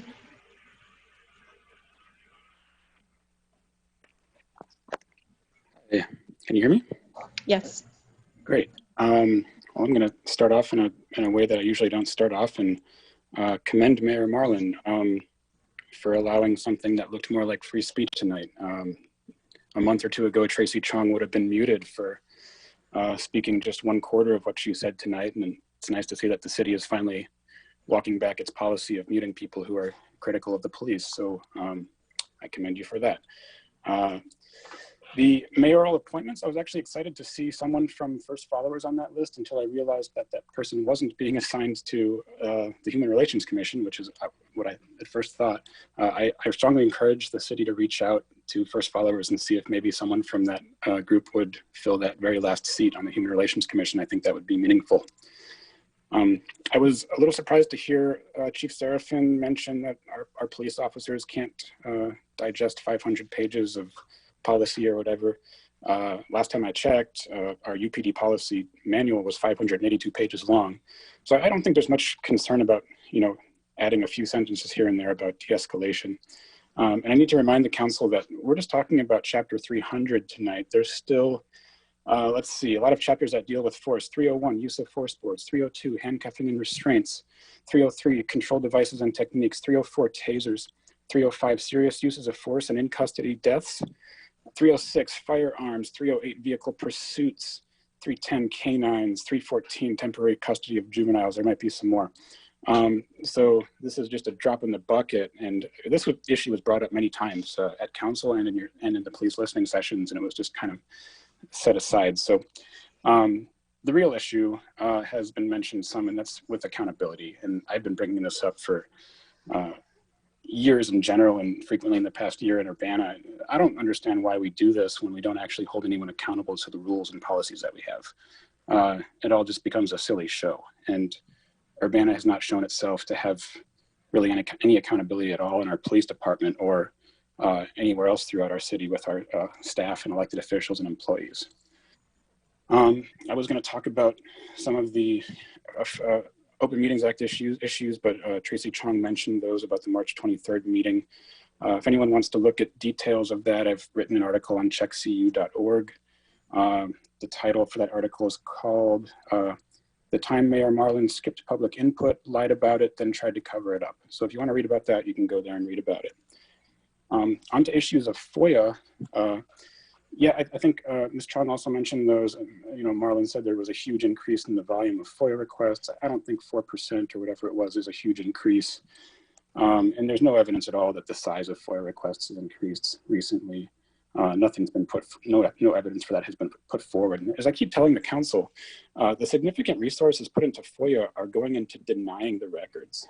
If you just give people the records, it would be much less work, and it would also promote good governance at the same time. So, and I don't see that anything's been improved in the last few months. So I'm not sure what Marlon was talking about. And as a reminder, the vast majority of those requests and denials were in regards to police records. So. And I still don't understand why we're demonizing FOIA requesters. And I keep coming back to this analogy of children going to a library and trying to check out books. And I wonder if you would demonize those people, and it doesn't have to be children, adults, whoever goes to the public library to check out books. Would you demonize them for constantly asking for information at the library? Or would you celebrate the fact that they're taking a keen interest and are trying to digest all this material in order to improve the situation? So I'd urge you to stop demonizing people who try to access their government. It's a bad look for you, and it's bad governance for the people of Urbana.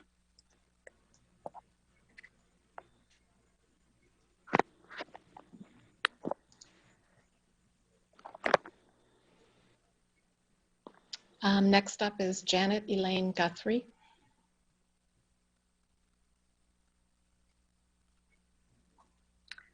Good evening. My name is Janet Elaine Guthrie. I am a resident of Urbana, and I have participated in both the listening sessions and some of the 10 shared principles discussions. I feel that we have made a step on the way, but I want to echo the comments from earlier this evening from the ACLU and the NAACP, as well as Mr. Eddie Pratt, all of them pointing to areas where we could and should considerably strengthen this draft policy.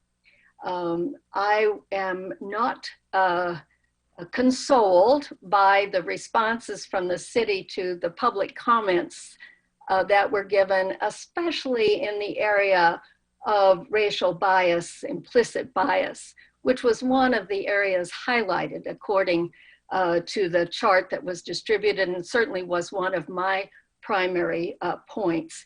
It's not enough to say that all members of the department have received training.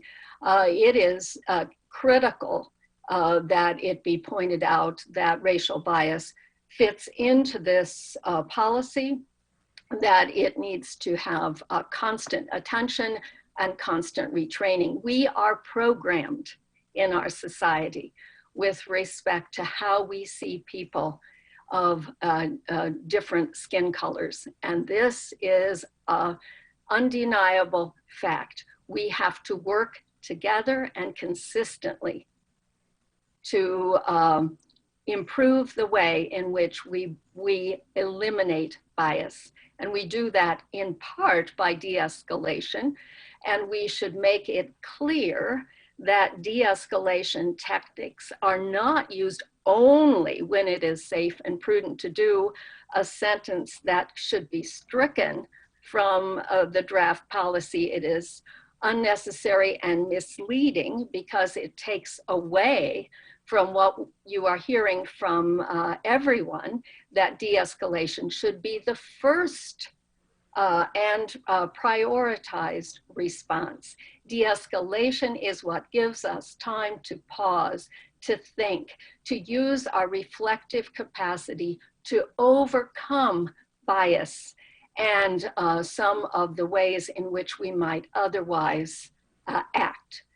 And it is also true that simply because someone leaves the scene, flees, because they are traumatized and scared, that it should not be up to an officer to decide whether that person will be a danger and pursue in a way that is not helpful. We do need a foot pursuit policy, and that is mentioned here, but we need more than just saying the department will look into it. Let's really take a look at what the public has said. Let's take time. There is time to make this a more robust and useful and fair and really reflective policy of whom we wish to be and what it means for us to follow the 10 shared principles. So it's only a start in my view. And I want to encourage the council to require a stronger response from the department going forward. Thank you all.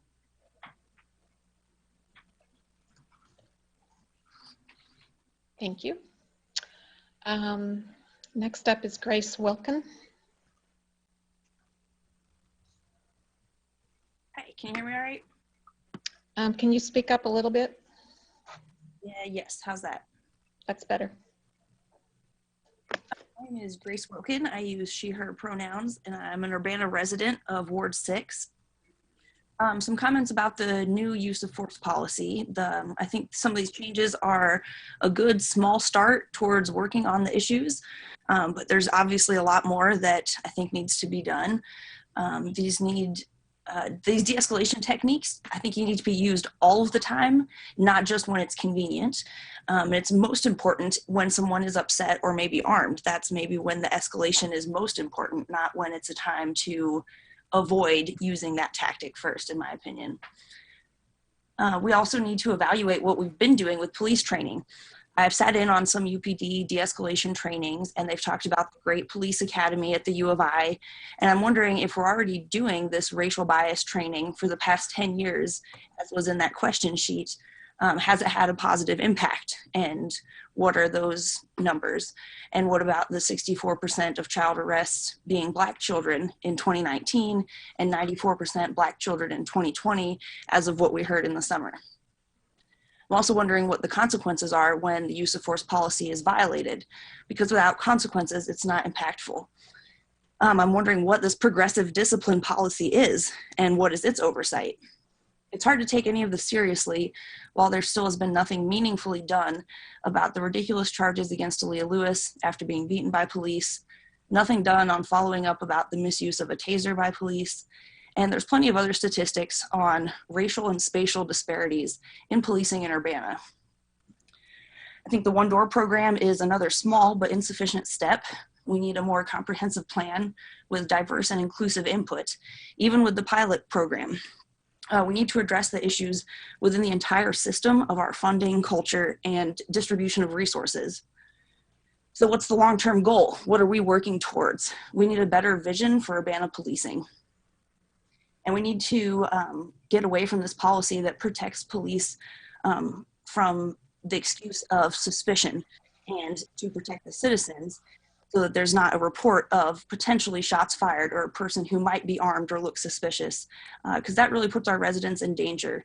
And that excuse of force, even deadly, it puts a lot of people in dangerous situations, and we've seen that too many times, especially people with mental illnesses and after a traumatic experience. That's really dangerous to go off of suspicions like that and jump to it. I think we need more training for that as well. But we really need to evaluate how it's working. I also want to recommend James Corbin for the appointment. I know you already voted on that, but I'm on that Sustainability Advisory Commission and appreciate accepting that nomination. I've worked with Tiger at First Followers, and I think that he'll be an excellent person to add to the commission, especially as we're working towards increasing diversity and inclusion in our commission, as I hope you are on the council as well. That's all for now. Thank you. Diane? Yes. I'm not sure if we've gone over the hour for public input, but if we have, I'd like to make a motion to extend it. I believe we started at 8:06. All right, can we extend public input? I'd like to make a motion to extend it for 30 minutes.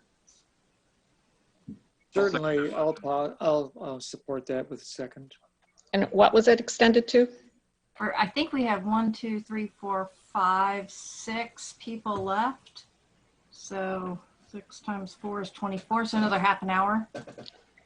Okay, we'll extend till 9:25. I guess we need to vote on that. Do we have a second? I did. Okay, will the clerk please call the roll?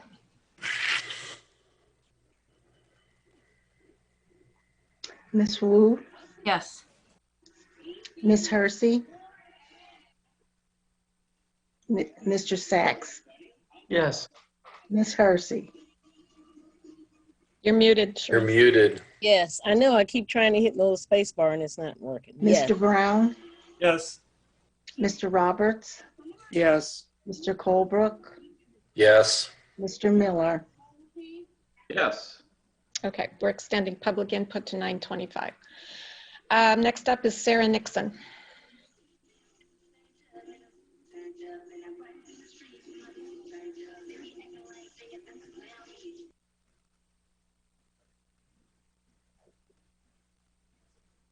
Hello, this is Sarah Nixon, and thank you for the opportunity to address the Urbana City Council this evening.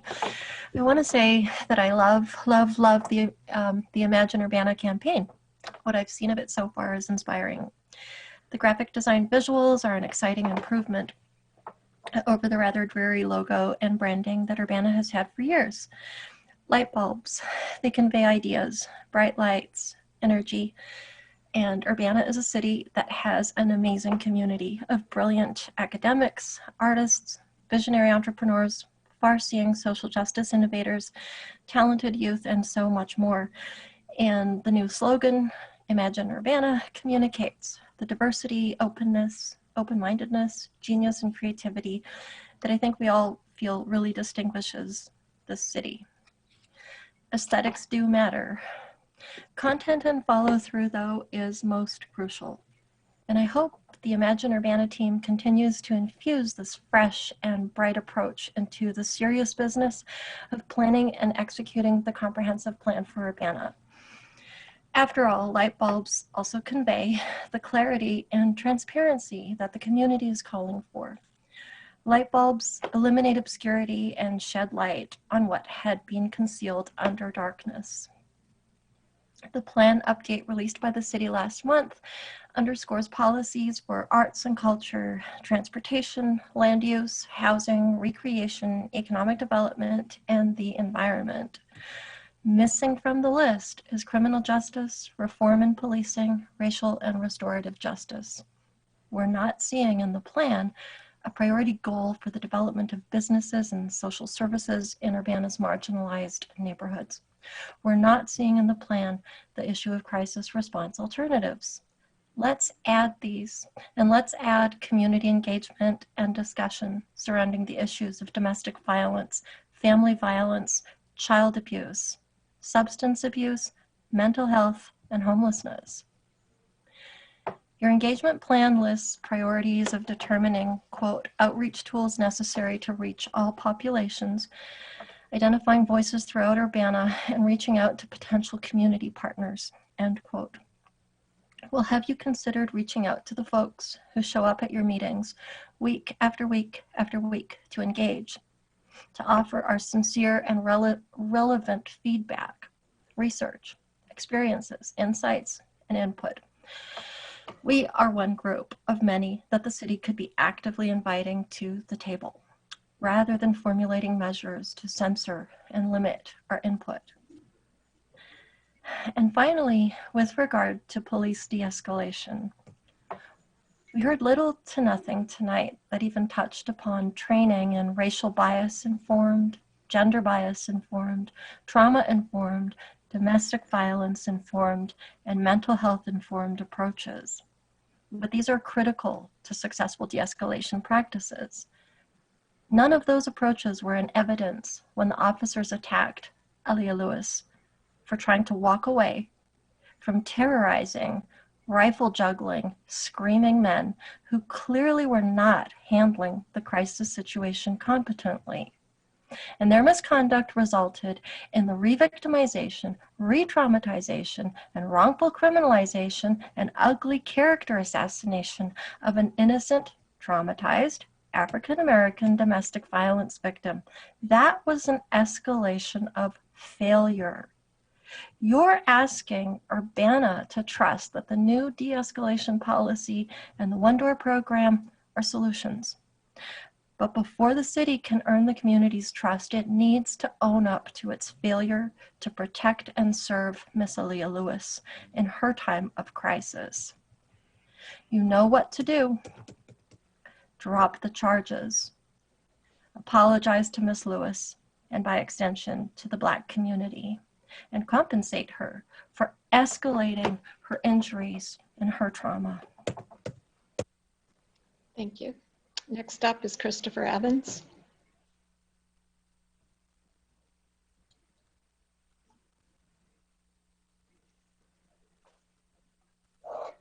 Can you hear me? Yes. Okay, thank you. I think the use of force policy in Urbana has to have a strict prohibition against using force in reaction to a citizen's words. And if you look at most of the cases in Champaign County where officers used excessive force and citizens were paid a substantial amount of money for that force locally, you'll see that what officers react with force based strictly on a citizen's words. I have a number of cases that I could go over, but for the sake of time, I want to highlight particularly two because we can see them on YouTube. The first is in 2011, a case where African Americans were jaywalking on Campus Town. Patrick Simons, Champaign police officer, pulled his car toward them, exited his car with a canister-sized amount of pepper spray, grabbed one of the jaywalkers, escorted him to the front of his squad car, and then in reaction to as the person was asking, why am I being stopped, he was pepper sprayed directly in the face. Later in the video, when asked by the victim, why did you pepper spray me? The officer admitted, because you were, quote, jaw jacking. He is later taken into a parking lot, and when he refuses to give his ID, he is attacked again in the back seat. That was from 2011. They paid him $40,000 for his suffering. There's the other case I want to point to, and if you type in Champaign police brutality, you can see that video on YouTube. Another case that I want to highlight, and there are many more beyond this, but another case for the sake of time was a case in 2018 where officers were called to a disturbance. They knocked on a person's apartment door, and you can watch as the officers try de-escalation at first. We just want to talk to you as the conversation goes, and as the person is getting angry, just by the mere virtue of his words, officers then pushed him back, threw him again across the hallway, and smashed his face against the doorknob. He was paid $220,000. That's the case of Alton Corey. If you type in Alton Corey on YouTube, you can see that. So I would really strongly urge the council and the chief to put in that officers cannot use force in reaction to a citizen's words. And that is the main thing that needs to be in our use of force policy. Thank you for your time. Thank you. How'd I do? Next up is Rita Connerly.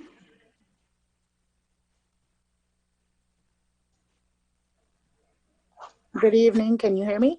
Yes. Okay, good evening.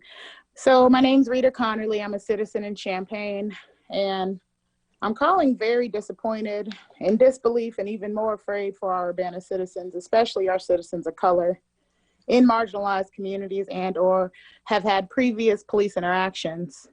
It is concerning that at a time when our country is fighting white supremacy, you still present this use of force policy. So you release an amended use of force policy after what we've witnessed as a nation on Wednesday, and you still don't prioritize de-escalation. The Department of Justice defines de-escalation as the strategic slowing down of an incident in a manner that allows officers more time, distance, space, and tactical flexibility during dynamic situations on the street. You do know that several police departments and officers across the country are currently under investigation for the treason acts committed against the U.S. government last week. How tone deaf can this city be? Are you listening, Diane? You are using your self-interest, personal hyperbole, and false viewpoints to continue to make decisions that adversely affect our Black and brown citizens. The Congressional Black Caucus has introduced a new comprehensive police accountability bill.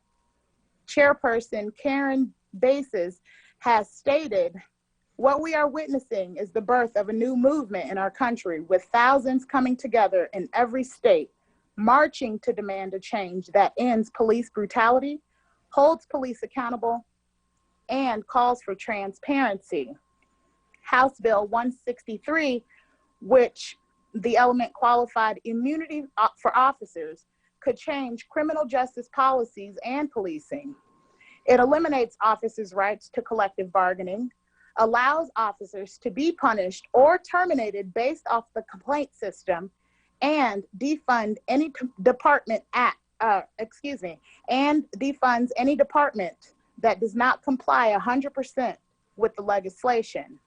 I'm only noting a few of the things as it is an expansive bill, over 600 pages, and I'm sure Diane has not read. The fact that you will bring the use of force is counteractive to the Senate and House bill. You're not a leader, and you do not care about your community. What I'd like to ask, are you related to Mary Miller? Your policies seem to reflect how you are acting here locally. What I do want to do is thank all of our white counterparts who have called in expressing their concerns regarding this policy, because it is their voice that amplifies the need for change. Thank you.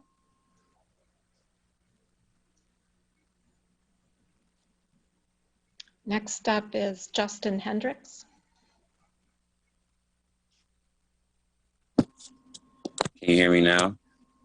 Yes. Hello, my name is Justin Michael Hendricks, CU resident, Parkland College student, Creator Hidden Homeboy, the People's Mayor, writing candidate for District 3 in Champaign. I want to begin by saying we have a community closet located at 202 South Broadway. Please donate and make space for our most vulnerable populations. Moving forward, I will say it's great we are discussing racism and implicit bias. However, this language is very apprehensive and detrimental. It's instilled in the fear of Jim Crow, redlining, segregation, birth of a nation, and downright militias. When will we stop creating laws and policies that protect the people who are behind the badge and not those before the badge? This sounds very much like a Champaign 1970s home rule. What was the point of these study sessions and police discussions? It seems like it was used to gain knowledge of the community's fears to ensure that red and blue lights reign over Black and brown bodies. Knowing that the state's attorney and others are denying a systemic self-fulfilling prophecy is only here to save a supremacy that isn't reflective of the people in handcuffs, incarcerated, or even murdered. The records of force reflect as accountability is absent. If your ego is that hurt, you have no other choice but to resort in physical force. Somebody should not have completed the application process to be a police officer, let alone taking an oath that is used to kill, steal, and destroy. This is why we are pushing House bills such as 163 SA to defund the police and more. Give me the loot, my community needs even more. Aaliyah Lewis, we lift you up. Stay strong, be confident, remain encouraged. Megan McDonald, I applaud you for everything you're doing, being in the trenches for a Black young person, a Black young woman who was attacked by an assumption or best judgment to protect and serve, as we're told. Drop the charges. In closing, Mr. Colebrook, the next time you arrive to a situation that I'm involved in, it's at best you have your cards and information on you. And the same should be done for the officers at Parkland College who work under you, as they too are complicit in misconduct, refusing to have information when requested. I'll leave you with this thought. Imagine if our protests were allowed the same privileges as those we seen that invaded the Capitol, because only thing we see is bodies hit the floor. So Urbana, let's clean it up and stop continuing your grandfather's history. Thank you.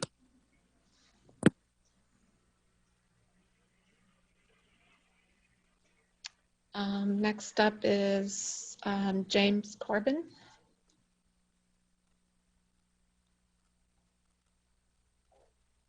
Okay, can you hear me? Yes. Okay, thank you. Well, first I'd like to say thank you for the appointment to the Sustainability Advisory Commission. I promise to do my best advocating and representing for individuals such as myself who are underrepresented in these type of forums. I hope to bring insight on policies and changes that affect marginalized groups such as myself. Thank you, Mayor Marlin. Thank you, Council. And I look forward to sitting down, and talking with everyone on a continuous basis. With that being said, on the de-escalation part with the police, I would like to just say that it's easy to juxtapose things which are completely opposite, meaning the relationship between people of color and authority figures such as the police. This is an asymmetrical relationship in regards to one having power and one without any power or lack of power. Also, we dealing with untold racial bias. And these biases seem to seep into pretty much everything that we do in this country, as we just seen as of January 6th. And I'm not sure, I know what everybody else seen, but what I really saw was the canary in the coal mine, which tells me that we had a lot of middle-class white individuals able to penetrate one of the most secure areas in the world. You can't even get there. They had a incident where a young lady in a car, Black young lady in a car, was shot, who even tried to drive close. So with that being said, we know that white privilege exists, and there's power just in the skin tone, just as there's a lack of power in someone of a darker hue. So with these being said, we need to take in just understand when these type of policies are put forth, if there is an accountability session or a section involved with these type of policies, as well as just being able to really just really give the truth of the matter then I don't think you're going to see much change happen until accountability is there. And I'm not going to take up much more of your time again, but just thank you for the opportunity. That's all. Thank you. Thank you for agreeing to serve. Next up is Jaya Colasetti. Can you hear me? Yes. Great, thank you. So again, my name is Jaya Colasetti. My pronouns are she, her, and hers. I had the privilege of speaking to City Council last week about concerns related to the one-door policy. And I just wanted to briefly echo a lot of the concerns that have been raised today. I think we're hearing again that Urbana residents are asking for a comprehensive plan for police reform, that this plan does not address some of the concerns about racial bias that have been raised, that does not adequately address de-escalation training that is needed. And I will say that I have conducted training at the Police Training Institute around trauma-informed care and interviewing for survivors of sexual assault. I know that there's important work that's being done there, but there's also an examination of what doesn't work. Part of the reason I started doing trainings at the Police Training Institute was to assess the efficacy of their bias training and the impact on empathy of officers. And I think it's important to take a look at not only what our community is saying, but what are the evidence-based practices to make sure that we are creating a safer community for all of us. Thank you very much for your time. Thank you.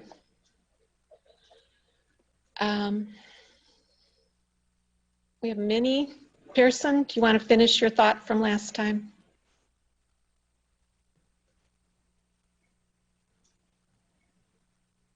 Basically, what I want to say, this is Minnie Pearson, NAACP, Champaign County branch.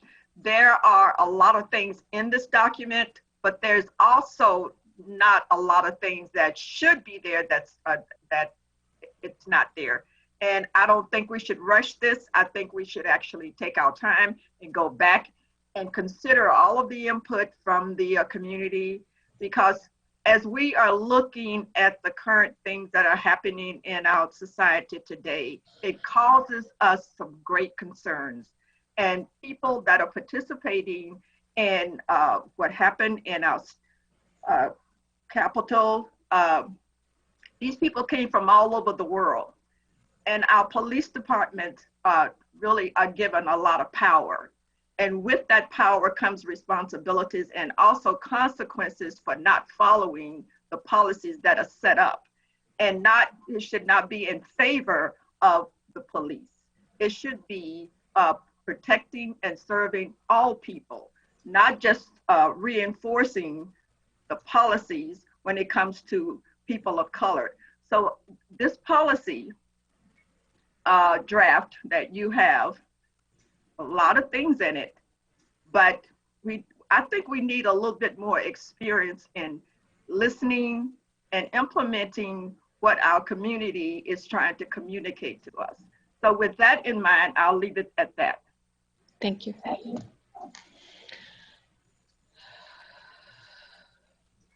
Okay, there are no more hands raised at this point, so we will go back to end up with any follow-up council comments. Hi, can I ask a question? Yes. So Bryant, you had mentioned that this is due to be updated on January 31st to comply with some grant requirements. Is there, can it only be updated in January, or are there opportunities throughout the year to do a bigger update? So I don't know that I know the answer to your question. I know, and we can find that out. I know that that was part of the concern. Like I said, this was launched, I want to say back in October, and we knew the listening sessions were coming up. So I can't imagine there's not any way to get in later down the line. And truth be told, policies change. So it gets certified and then, hey, something happens and we want to change some things. I don't know that I know the answer to recertification. So if it's certified and then we added another page, or we did this or that, I'm guessing that there's some sort of resubmission process. I think anytime I've been involved in certifications, whether it's been homicide investigators or whatnot, the first push, the biggest push, is always the most cumbersome and unwieldy, as all the departments, whatever there are 1,000+ departments in the state of Illinois, try to get through this.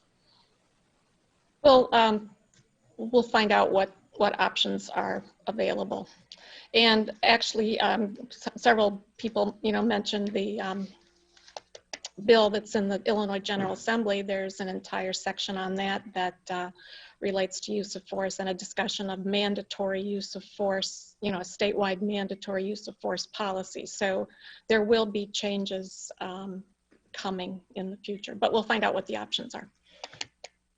Sharice. I guess the question I wanted to ask then is, are you saying that you can't pass I mean, I know this draft isn't the final draft. You're still, taking input and so on and so forth. So my question is, are you saying you can't amend after you've submitted this for certification? You don't know if you can amend it or not? So I believe the answer to that's going to be yes. I can't imagine they're not going to take an updated policy. I believe I'd like to try to get one in by the time frame, so that indeed, okay, we've got a placeholder, and then if we go and we change, what I'd like to find out is what's sort of the resubmission or the amendment process. And again, I don't know if all the powers that be with regards to that process know all of those answers yet, but we can reach out. No, I asked that because I found it also interesting, and kind of also agree with the somebody said that and I can't remember who, I tried to take notes as I went, that the de-escalation should be a first priority. Mm-hmm. And I agree with that. I think that we always, at least I was taught, that what you want to do first is to try to find out what the issue is, and try to de-escalate it as much as possible.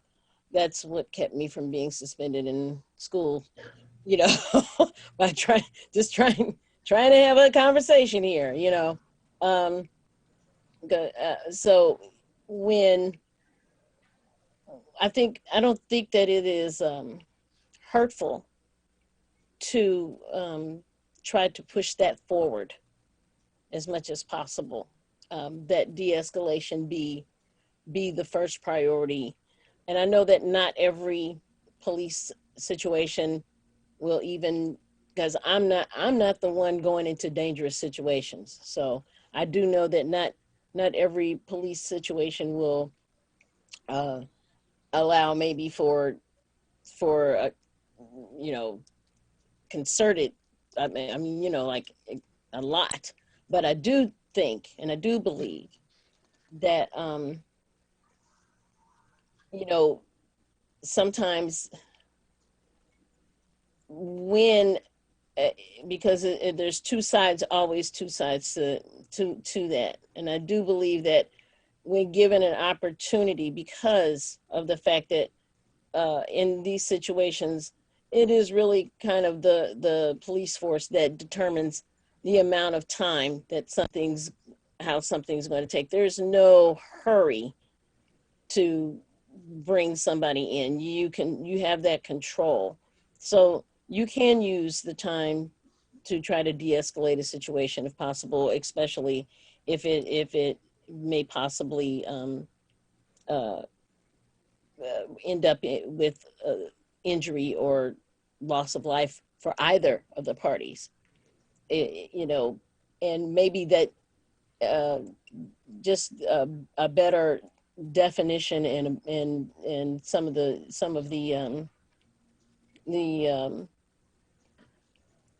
suggestions that the public had, I would say, please take that into consideration when you are retyping this and changing that. So, but the other thing that concerns me is that if we want to, I think if we want to, I know you've got a deadline. What would happen if we don't meet that deadline? We wouldn't be, the leverage is grant money release. I don't know exactly. So for instance, over the years, we've applied for the JAG grant and some of those things. That would, my understanding is that's where their leverage is. Again, I don't think we can say, hey, listen, take some of the initial input and we push this in and then it gets certified and then we have to, a couple months later resubmit. Again, it's going to be about the grant funding is the leverage. Okay, so my other question is that is it at all possible then that while you're putting this together that you do try to consider adding the consequences regarding if policies are not kept and the de-escalation, pushing it more forward as far as your use of force policies? Yeah, I think we can get some references in there and make the language better. Yes, with regards to both counts. And it can be reordered. And actually, when you look at when you reflect on the statistics where the police have 25 to 30,000 encounters a year or calls for service a year, use of force is employed in 100 to 150 instances. So that means in 99.5% of the time, police are using something other than force to resolve a situation. So in truth, in practice, de-escalation is already top priority in all but maybe 0.5% of the encounters that the police have with the public. It can be better. And of course, it's low incidence but high impact. But there shouldn't be any problem in reordering and re-emphasizing de-escalation in our policy, because in fact, that is what's happening in practice. And one other. So we can make our policy, we can emphasize that in the policy, absolutely. And I want to give some other folks a chance to comment. Sharice, and I'll come back to you. Anyone else have a bill? Yeah, thanks, Chief, for bringing this to us. I know it was important for all of us to get the de-escalation in there. I do think that because the use of force policy is maybe one of the only policies that a lot of people read that aren't the officers. I think it does set the tone and contributes to developing a culture of respect. If we're aware that the police are going to be emphasizing de-escalation, I think it would go a long way. So I agree with pretty much everyone else that de-escalation needs to take a more prominent role in the policy. I think some of the language is a little overly cautious. I imagine the attorneys have put it in extra shoulds and,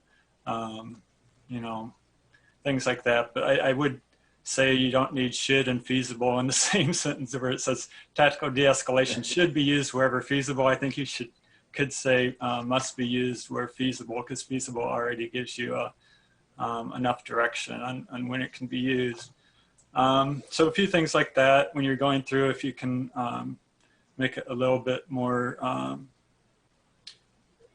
just a little firmer. I think the comment about firing into a building, I have seen that in other use of force policies. I didn't see it in this one. I may have missed it, but firing blindly into a building, I think should definitely not, it would be worth pointing out that that's not allowed. So the other thing on training, I think where it says periodic training, I'd like to see that more specific, if possible, annual training, maybe a little bit about type of training.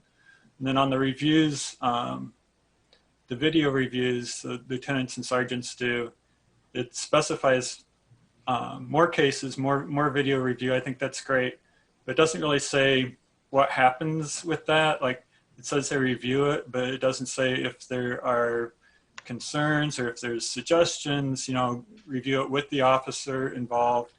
I think sometimes there's a lot of things where, you know, the decisions are reasonable, but there's other reasonable decisions that could also have been taken. And I think someone with experience, an experienced officer, mentoring the other officers using the videos is like you'd use a football game day video, I guess, go over it and say, you know, how this could have been better, what you did right and what you did wrong. If I assume some of that's being done, but if that was in the use of force policy in the video review, I think that would help too. So I think that's my main comments. I encourage you to follow up with ACLU and NAACP and take the language concerns seriously that they have. Very good. Thanks, Bill. Jared.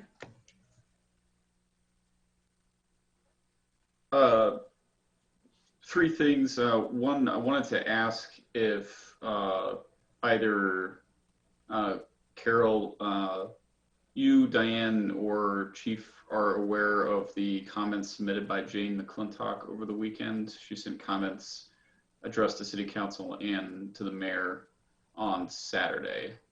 Yes. Okay. Because she provided a very comprehensive and reasonable document that I think offers a lot of really, really great edits. I just wanted to make sure you all were aware of the document that she had made. Another question, we had talked about this in theory when we were you know, discussing where and how this was going to get edited many times, Chief, but what, you know, and Christopher Hansen brought it up in public comment, but what is the future of all the related policies of force? So we traditionally go over policies every so often. As a matter of fact, we started prior to at the very beginning of 2020, I believe it was, going through all of the policies. I've been through a handful of rewrites in my time where we go and we take a look at these, and you look at especially some of the most important policies, whether it's pursuit driving, use of force, those are those policies. So yes, those are part of our review, and so I can't, we're in the middle of it right now, so I don't know. I couldn't tell you off the top of my head exactly if those have been looked at, or more importantly, to your point, is I think how does this instruct on those, and does what we've done here and some of this, how do we make those other ones better? And so I guess I don't have a solid answer for you other than I know that we're in the middle of a rewrite. Any time that a policy gets redone, it gets pushed back out. And then there's an acknowledgement process for the officers and all of those kinds of things. So I guess with regards to those other ones, they'll have to be looked at again after we get to some level of stopping point on this one. Okay, because I really did, you know, depending on how this ends up, and of course with what's pending in state legislation, you know, a lot of what's said in here, I feel like could have direct impact on those policies as well. So I was just curious. And then one other, I mean, people have made a gazillion good points, and there are a ton of good comments that have been submitted even after the fact. And I hope that you guys will take all of those into serious consideration. I do look forward to seeing the final version of this, and I do commend the work that's been done on it. It is a step in the right direction, a small step as though it may be.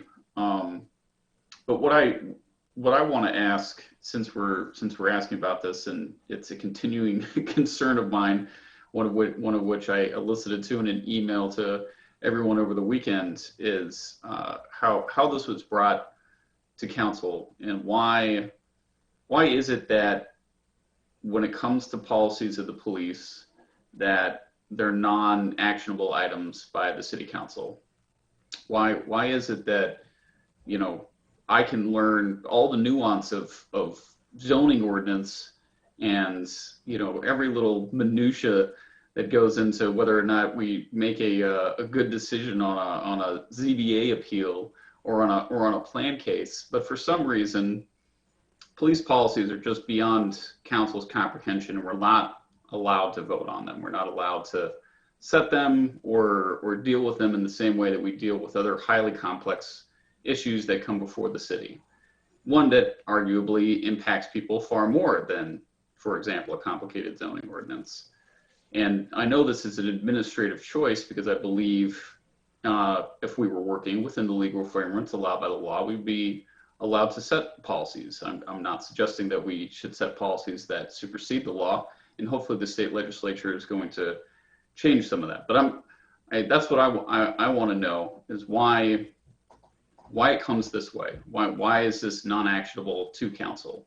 You're taking our suggestions, and that's great, but why the non-action? Why always just a presentation without action? Carol, did you want to respond to that? Well, I'll take a stab at giving you an answer, and maybe yeah, you have to remember this is coming from a place of somebody who's worked in government for a while. There's a distinction between a code like a zoning ordinance and an operational policy of the government. So we have all kinds of operational policies around the fire department, around the police department, around public works, and so forth. And all the operational types of things are typically the prerogative of the executive, the mayor. And a legislative body sets sort of the broad policy framework. And I know the word policy is used in multiple ways here, but there's the broad framework, which is what is appropriate to the legislature. And then there's, as I said, there's this operational aspect. And to me, I see that very clearly, that distinction. And again, it's because I'm inside the government and I can see what's an operational item. It's some of the division that of responsibilities that the mayor and I have sorted between us. I'm responsible for the operational side of the government. She's responsible for the policy side and the more public-facing policy decision-maker side. So not to say that those things don't ever intersect, they often do. But to me, it's a very bright line. It's probably not so bright for members of the public, but it's also, once you start to get into the operational side of the government, it's very hard to draw the line of how far to go. I don't know if that's helpful, but that's I feel that's responsive to your question. Well, it is, because I think it also, you know, the public, as you say, doesn't understand why this is operational in a zoning ordinance is not operational. In my mind, they both directly influence the operations of the city. I mean, the amount of nuance to draw between the two, I guess, is for the pros. But you know, would you agree that it is by choice, but not by mandates, that we choose to operate in that way? I think I'll ask maybe our legal counsel can weigh in on this. Yeah, I don't know if Dave, this might be something that he'd like to reflect on, but I mean, it's a question. I don't know that there's a strong distinction, and this is something that maybe we could have Dave do some research on. Maybe there's some guidance, but it's a question of what's the role of the executive, what's the role of the legislature? Well, in my understanding of my reading of, you know, mayor aldermanic forms of government, because, you know, in a strong mayor government, it functions differently than a mayor aldermanic form of government. In my reading of that, you know, we do share some of those responsibilities from my understanding. And, you know, I don't want to get into too much into that, but that's a big question that I have, and a big concern that I have, because it does have a direct effect on how we set policy for police. Because if a policy is an operational directive, but and the ordinance regarding zoning is not an operational directive, I need to understand from the city's perspective how those two things differ and why we're not allowed to have a direct say in one, but we're allowed to have a direct say in the other. Because I think it's important not only for us, but it's also important for the citizens to understand how our government functions and why it chooses to go about things the way that it does. So we'll spend some time trying to flesh that out a little bit more, because that's a worthwhile subject to explore.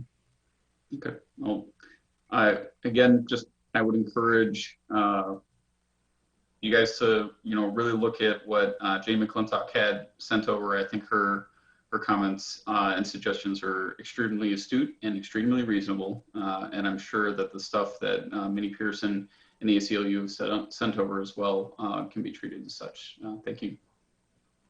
We'll be taking all of these comments into consideration and to heart. Bill Colbrook. Yeah, I just want to weigh in a little bit on some of the comments. I think our job as council is more of an advise and consent role. I think, and I've talked about this before, to stay in our own lane and not get in the way of content experts. I'm speaking as a whole. We as the council are not content experts on policing. Of course, all of you would probably acknowledge after 35 years, I probably know a little bit about it, but I reserve my comments and let Chief Sarabin speak for Urbana Police Department. I think it's the role of the police department to set policy for the police department. As an example, there is some members have expressed to me that perhaps school resource officers should not carry pistols. If we as a council set policy in this scenario, that school resource officers should not carry pistols, you're not going to have any school resource officers. For the same analogy, we don't set policy for public works. If you take a 55,000-pound truck loaded with salt with a steel blade on the front, going down an icy road in the city, that could easily cut a car in half, could kill somebody. We don't set policy on how city public works employees drive salt trucks, but that's what they do. It's an analogy, maybe a bad one. We let the content experts write policy for their department. I believe we consent and advise. Thanks. Any other comments? Dennis? Yeah, I would like to chime in a little bit. I also thought that the review and the markup that Jane McClintock had shared with the community was extremely smart and echoed a lot of the opinions that I was getting as I reviewed the document myself. So I recommend that we review those and add those, just as I thought that Carol Spindell offered a lot of really good thoughts to our discussion tonight. And it occurred to me, and I was wondering about this, how a policy that is affecting the police department in our community is being presented, and yet it would be, I think, a tremendous step in showing the partnership that we have with the community itself if this presentation wasn't given just by the chief of police, but a presentation was given in joint partnership with the voices in our community who are most affected by it. And I would really love to see members of the Black community here to comment and advise this council about the most grievous concerns that they are looking at in their community and how they want them to be addressed. And we're getting their information and their advice sort of secondhand. And it's not really being filtered, and it's not obvious that we're getting it because we're just being spoken to by the chief of police of our department, who's well trained, but he's also very opinionated in certain directions by training and probably by experience. But what the community is really talking about is where have the voices that they have, where is that reflected in this document? So that's why we're having this conversation with so many individuals tonight. They're trying to say that there's other ways of looking at the solutions. And I really want to be respectful and listen to those new takes on what the policy can be. And if it turns out that the certification process that our Chief Serafin has been very concerned about, if the process is merely to rubber stamp a seal of approval on a document in time so that we can apply for funding, that's not a very significant, great need in my mind to not get this right or better. I don't know if the certification is that they check all of the policy against some kind of giant standard in the federal government or not, but I doubt that. I have a feeling that they just want to see the time code on the document that we got it in by the deadline. And if that's true, I'm not concerned about getting in by the deadline as much as I am concerned that the policy really reflects the needs of our community. Mary Alice, and then Eric. I just kind of wanted to comment that one of the things that I talked about this summer was that the use of force policy was kind of top of mind in terms of something that we needed to be working on. So I'm really happy to have us, at least at this point that we're at right now. I think there's been significant change to the policy. I think Bill and Sharice's comments, I agree with them in terms of pretty much everything that they said tonight. I've spent quite a bit of time going through both the old policy and the new policy and highlighted all the changes between the different documents. I'm going to go through, based on tonight's comments from the public, relook at that document, and I'll send you some suggestions on my thoughts in terms of the specifics, but I don't want to waste people's time in terms of all the little nitty-gritty details in the document. Thank you. Eric. It seems to me that the ACLU and the NAACP are the kinds of organizations that would have the resources and expertise to make quite good and specific recommendations. And I would hope that those conversations and perhaps meetings could happen. I could think of nothing better outcome-wise than to have a situation where the police department and those two organizations put out a statement saying that they worked together and came to an agreement about, for a policy that they thought was better in putting the community on the right track forward. I don't think it'll be perfect. It's not like everyone's going to agree on every point, but it's a process. I'm sure these are the kinds of things that get revisited over time. But I think those two organizations could benefit the policy and the community. I agree with you 100%, and we'll be pursuing that this week. Any final comments? Sharice. Yeah, I've got one final comment. I listened very carefully while a few young Black gentlemen spoke about their issues regarding the whole racial bias thing. And in a lot of ways, I am in agreement. So when Dennis says, he's wondering where the voices of the Black community are, you're not the only one wondering, because I wonder as well. But I can speak for what, I can only speak for what is in my head, which is the one thing that I know is that I cannot read somebody else's mind when we are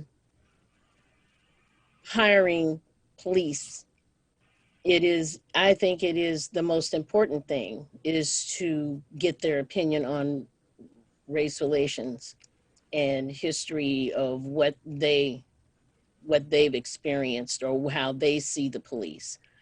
And that may be a way of weeding out people that have any kind of implicit bias, but we all have implicit bias in one way or another. That is something that is that makes us human, and is one thing that we have to recognize that this country, the founding of this country is based on. So after 200, 300, 400 years of looking at a group as inferior, it is not something that is going to be erased in a summer. It is something that when I experience the police, I have my history that I go from and how I'm going to deal with them. Other people have theirs.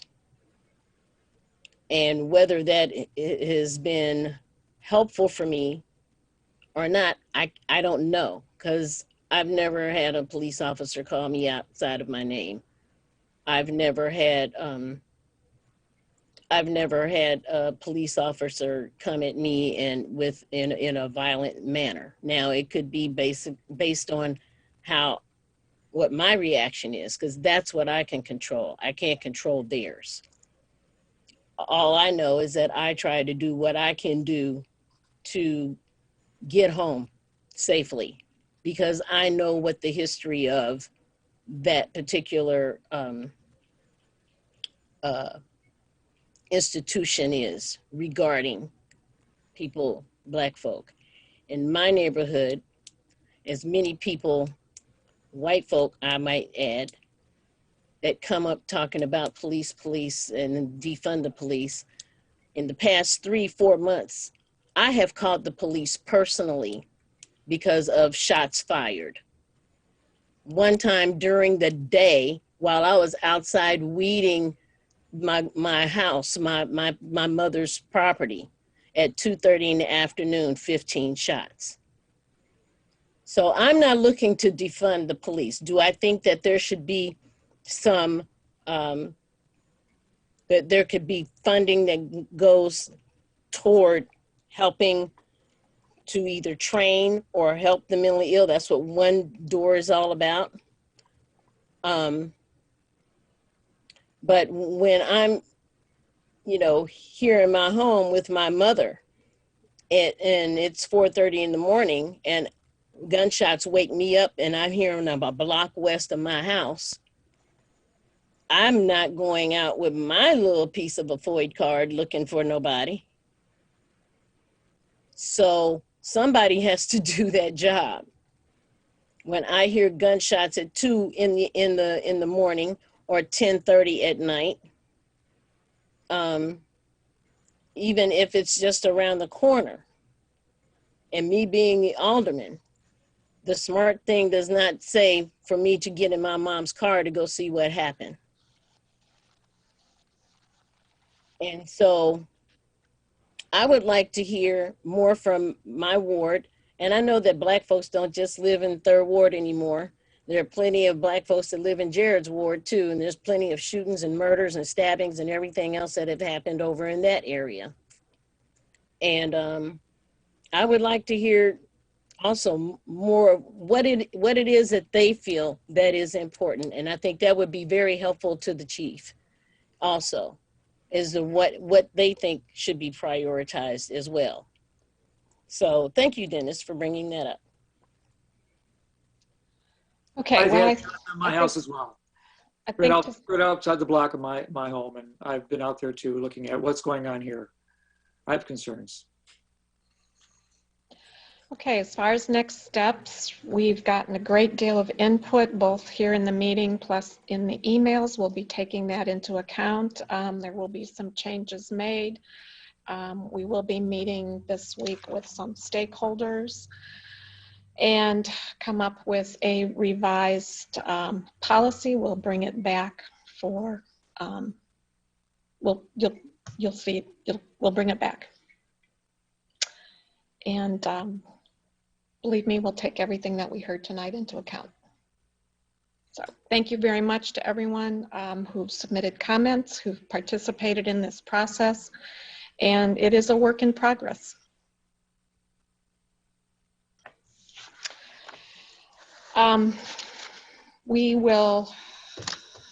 One thing I wanted to let people know before we move on to we'll move on to reports of standing committees. Actually, unfinished business, there is none.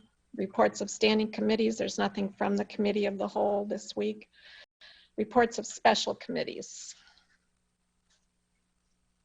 No. I wanted to let people know that the Martin Luther King Day celebration this year is all virtual due to COVID.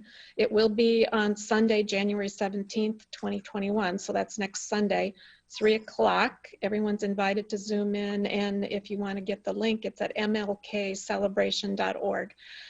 Special this year is who's getting one of the awards. And our Urbana resident, Ricardo Diaz, is the 2021 Susan Freiberg James Burgess Humanitarian Award.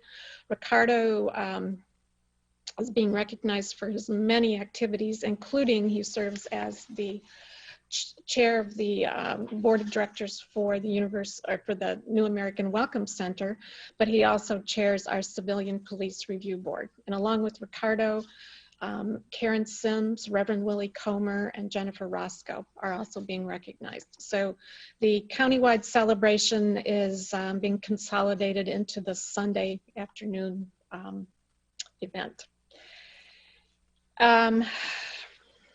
That's committees, reports of officers. I wanted to also give you a little update on COVID-19 related activities. First of all, you probably are aware that 2 community vaccination sites have been opened 3 days this week. They had about 2,000 to 3,000 doses of the vaccine to distribute. They took appointment only reservations, which were quickly filled. So we'll see how that goes. And hopefully what's still unpredictable as far as the vaccine is the distribution end of thing. When it's going to come to the community, how many doses people are going to get. So it's really hard to plan these sorts of things. But these first 2 community vaccination events are being held this week, and we expect many more.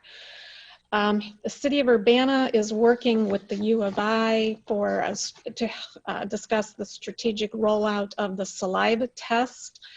And we hope to be able to utilize that for employees. Our firefighters are already participating through the U of I because of their connection to the U of I. They have access to the saliva testing, but no one else does.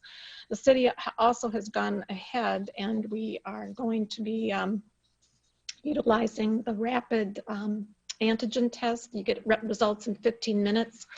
And that's going to be administered here at the city building to employees. And the 2 types of testing, the rapid antigen test and then the saliva test, will probably be used together. Antigen test isn't quite as reliable as saliva testing, but you get the results back much faster, which means if you test people when they, especially if you have first responders testing when they come in at the beginning of their shift, they can get the results right away. If they do test positive, it means they will not be on their shift with other employees. We currently have, I don't have the final numbers as of today, but we have more than 10, I'd say 10 to 20 employees who are out due to COVID or COVID related exposures. So it's still having a significant impact on city employees. Next week, we're going to bring to you a summary of the financial assistance that has been distributed through the Community Development Block Grant Funds, plus the CARES funding to businesses. So you'll be getting an update from Community Development and from our grants management area. And on the liquor control end of things, liquor license related end of things, we have one bar in Urbana who had a health permit suspended due to its failure to comply with COVID regulations. They promised to close. Their health permit was restored. They apparently have decided to reopen again in violation of state compliance or the mitigation measures. So we are going to be dealing with this particular bar this week. On the whole, though, our restaurants, our bars, our businesses have been just remarkable in their compliance and the fact that they put public health top priority, and I truly appreciate that. But we spend a great deal of time on a very few locations, and that takes time. So we finally, the governor expects to announce, I think it's on January 15th, the possibility of some regions moving out of the mitigations. Whether or not tier 6 moves out of mitigation is going to be a combination of our positivity rate, our transmission rate, plus our hospital capacity. We're doing real well on positivity rates. It's much more challenging to meet the hospital capacity criteria in order to get out of our mitigation. So we'll see how we're doing on Friday. Don't know yet. And that, I think, wraps up all I have to do on COVID. Any other announcements from staff? Nope. Okay, well, with no further business before this body, this meeting is adjourned. Thank you very much.